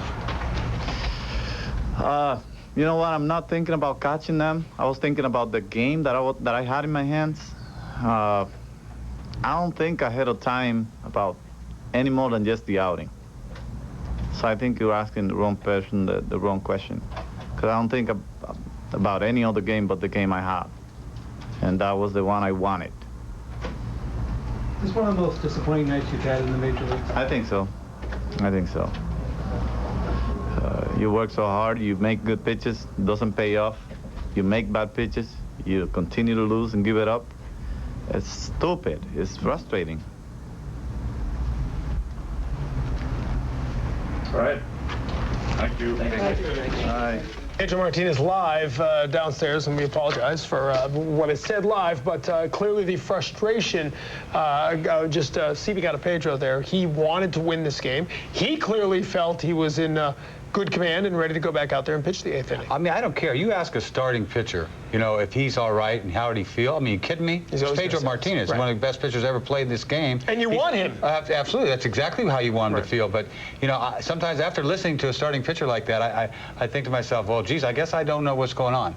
You know, maybe this is, you know, I've got to, you know, if I was a manager, I have to play by, you know, how I feel my pitch. But you can't. It's like, just like Joe Torre took out Mussina. He pitched 6 innings. You know, they tied it up as 3-3. Get him out of there. That's why it's managing. It's not asking. Yes. You have to manage the players. The toughest thing in the world is to tell a competitor who Kurt Schilling earlier this week said Pedro's one of the 5 best on the planet at what he does. You have to go out and tell this guy you're done. Or go to the dugout and tell him you're done. That's hard to do. But that's what a manager has to do. I mean, how many times is Pedro pitching in the 8th inning? What is it when you don't let him pitch the 8th inning? When he throws 120 pitches? I don't know what it is. It's, you know, it's the manager's call. He sees how the pitcher's pitching, what kind of stuff he thinks he's got, the matchups that he's looking at in the 8th inning. So I'm not the manager, and I don't look at the matchups, but that's the way the game's been going. It's 7 innings. The starter does a good job. Get him out of there. 8 starts August 12th, the last time he pitched more than 7 innings in a game. Go figure. All right, we'll take a break. Come back as a frustrated Pedro Martinez and the Red Sox turn their eyes to Tim Wakefield. He's trying to turn it around. We'll try to do it against Javier Vasquez. Tomorrow night, our coverage begins at 6. Tonight's show is brought to you by Granite City Electric, the official distributor of electrical supplies of the Boston Red Sox. Pedro 1-2 this season now against the Yankees. His ERA up there, certainly for him, over 5 runs a game now.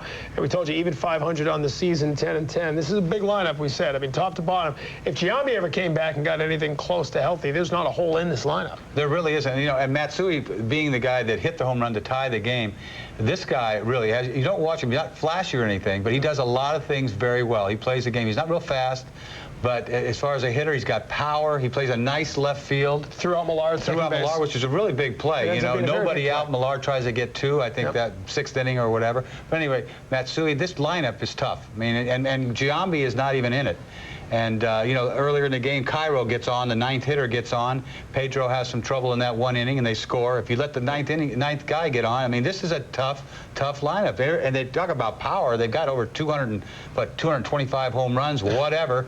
They can go long ball, which they only went long ball once tonight, which is... The scary thing right now to me is that the New York Yankees seem to have it going back in the right direction after struggling. And suddenly the Red Sox, as well as they've played since August 1st, they are under 500 over the last 15 games, 7 and 8. And that's what it was like midseason. But all we're really questioning about the New York Yankees is the starting rotation, is what you're questioning. And middle relief other than Gordon. But if you can get 6 innings like they did tonight out of Mussina, you know, you've got Gordon that could pitch 2 and Rivera. They can't do that every night.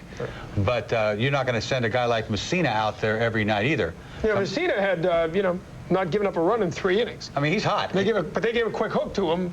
They did. I thought he was strong. Beyond the 2 home runs, I thought he was fairly dominant, to be honest with you. He had a great breaking ball. He made a lot of guys look kind of silly, to be honest with you. He just gave up a couple home runs. Only 103 pitches. They took him out after 6 innings. So the question we've been asking, should Pedro have come out for another inning or not? Eric Fried talking about that with some of the Yankees. Were you surprised Pedro was still in there to face you? Well, not really, because he was throwing good. He was throwing, and he got a good fastball and a sharp breaking ball, and he got a good changeup too. You know, he got all the pitches. Just in that situation, you know, we get on base, you know, he get behind the count and walk guys, and then, you know, we try to get a rally going right there. How big a win is this for the Yankees? It's always a big win, you know. It's a big win, especially the first game of the series, because we just got to play. We don't put pressure on ourselves. Does this take some of the pressure off looking down the rest of this week? You know, you guys are already in the playoffs, and now you're trying to get closer to winning the American League East. Just giving that cushion, especially here in Boston, how does that help you guys play a little relaxed this weekend? Well, not really. You know, we're still getting to play, and we got to keep playing hard until the season is over. Talk about the depth of offense. You know, Ruben Sierra's not a guy you talk about much when you talk about the Yankees. No, this guy's a good hitter. This guy's had a hell of a year. Yeah. I mean, the guy's had less than 300 at-bats. He's got 17 home runs and 60-some RBIs. This guy's having a great year for them. I mean, a lot of guys are having good years for them. He talked once again about Pedro. Why, you know, he's throwing the ball good. Why should he have to come out? He always throws good. It's not like he falls off the table in the 8th inning, all of a sudden turns into a pumpkin. Nobody really ever does. But this is the way the game is played. You know, that's why they second guess. If you don't take him out, and something like that happens, they second guess you. You know, you leave and you'd be second guessing if they took him out and the bullpen gave it up. But in this case, the way Pedro has gone against the Yankees, the way he went against them last Sunday when it fell off quick in the 5th inning, I think it was a situation where the bullpen needed the ball. Take a break, come back. Remind you tomorrow it all begins at 6 o'clock. We'll be out on the street, Yawkey Way. Gordon Eads will be chatting. Dan Shaughnessy, no doubt, will have plenty to say, and we'll check it again with the Improv Asylum. We want to point some of the positives of the night. Hammer these guys all night. But a tough loss in game 1. You know, the most disappointing thing is you lose tomorrow, lose Sunday. Okay, you didn't, you know, it would have taken a lot to sweep these guys. But to lose the first game of the series really doesn't give you a chance to make this weekend mean something. And then you lose all 3, and then the Yankees celebrate because they win the whole thing on Sunday. Not that they're going to jump up and down because they're so used to winning all these divisions, but at the same time, right in your house. All right, the Red Sox again with a magic number of 5, meaning they won't clinch here. They will. We know that now. They will not clinch at home. Right. They'll have to take it on the road. And again, 9 games remaining. There is no reason yet to worry about them not making the playoffs. That is still well within their grasp and in their control. A couple of good things did happen tonight. Manny Ramirez hit a home run, and his bat has been coming around. A couple of hits yesterday, and he had gone through a bit of a struggle there, a little bit of a slump for him, but he's looking like the old Manny again. Everybody's starting to look for breaking ball. Manny is a great breaking ball hitter. He gets a breaking ball right there, and I mean, he crushes breaking balls. He hits breaking balls farther than he hits fastballs. And another positive note here is the way Trot Nixon's swinging the bat. Here's a real quick 389 career home runs now from Manny. Of course, 42 leads the American League, and he's tied with Johnny Bench for 44th on the all-time Major League Baseball list. One more, he moves up to a tie with Craig Nettles at 43. And Trot Nixon Had a good night as well. A certified Yankee killer, as we called him, had a home run in the 4th inning. Had a great catch. We'll take a look at the home run. It was his 5th of the year. You know, he does so well against righties, and the Yankees only have righties. I don't know what that was. He was trying to get something in on him, but he sure didn't get it in on him. He's a seed out there over the bullpen. I mean, he's been swinging the bat. He's hitting about 425 since coming off the DL, and that's just a great sign for the Red Sox to have a guy like Nixon be ready for the playoffs. And how about this catch? As Matsui was on third base, Bernie Williams at second. Posada will hit the fly ball to right. Diving catch, and Matsui never broke for home. I thought it was going to fall in, but you'd think you'd get ready to tag. Certainly would have the opportunity. Matsui gets caught in no man's land because right here he should be at third base tagging up because he'd score even if he dropped this ball. And he dives for this ball, and he can't get back to tag up in time to take off. So that was really a blunder. As it turns out, he ended up scoring, I think, on a ground ball later on in the inning. He did score. It didn't really matter. Trot Nixon, it might have been 2 sac flies because they had guys on second and third, so they only got one of the runs in eventually. Hitting 500 now in his last 9 games. Trot Nixon, I think he's, at least against righties, reclaimed the right field spot. Yeah, I don't know about him playing against left-handers, but he's swinging the bat good. And to make a play like that in right field, and not only that, when you see him around the bag, you know, his leg's been bothering him, but when he runs, it doesn't look like it's bothering him at all. So that's a good sign. So a great play for Orlando Cabrera as well, too. You can't talk enough about how well this guy has played defensively, and obviously he's added some pop this week. I mean, this is right on the middle. It's right over the bag. Yeah, that could have scored a run right there. There's a guy on third base. That's the last out of, I think, the 6th inning. Is it not? Yes. Of the 6th inning. So it's a really nice play there. He knows Olerud's running, so he could take his time, but still, that's a great play. A lot of range up the middle like that. Big play. There's a man on third base when he did that, so obviously that does save a run. Orlando Cabrera has been terrific since joining the Red Sox as a shortstop. We'll take a break, come back as the Red Sox are beaten in Game 1, and they have lost 2 straight and 3 of their last 5.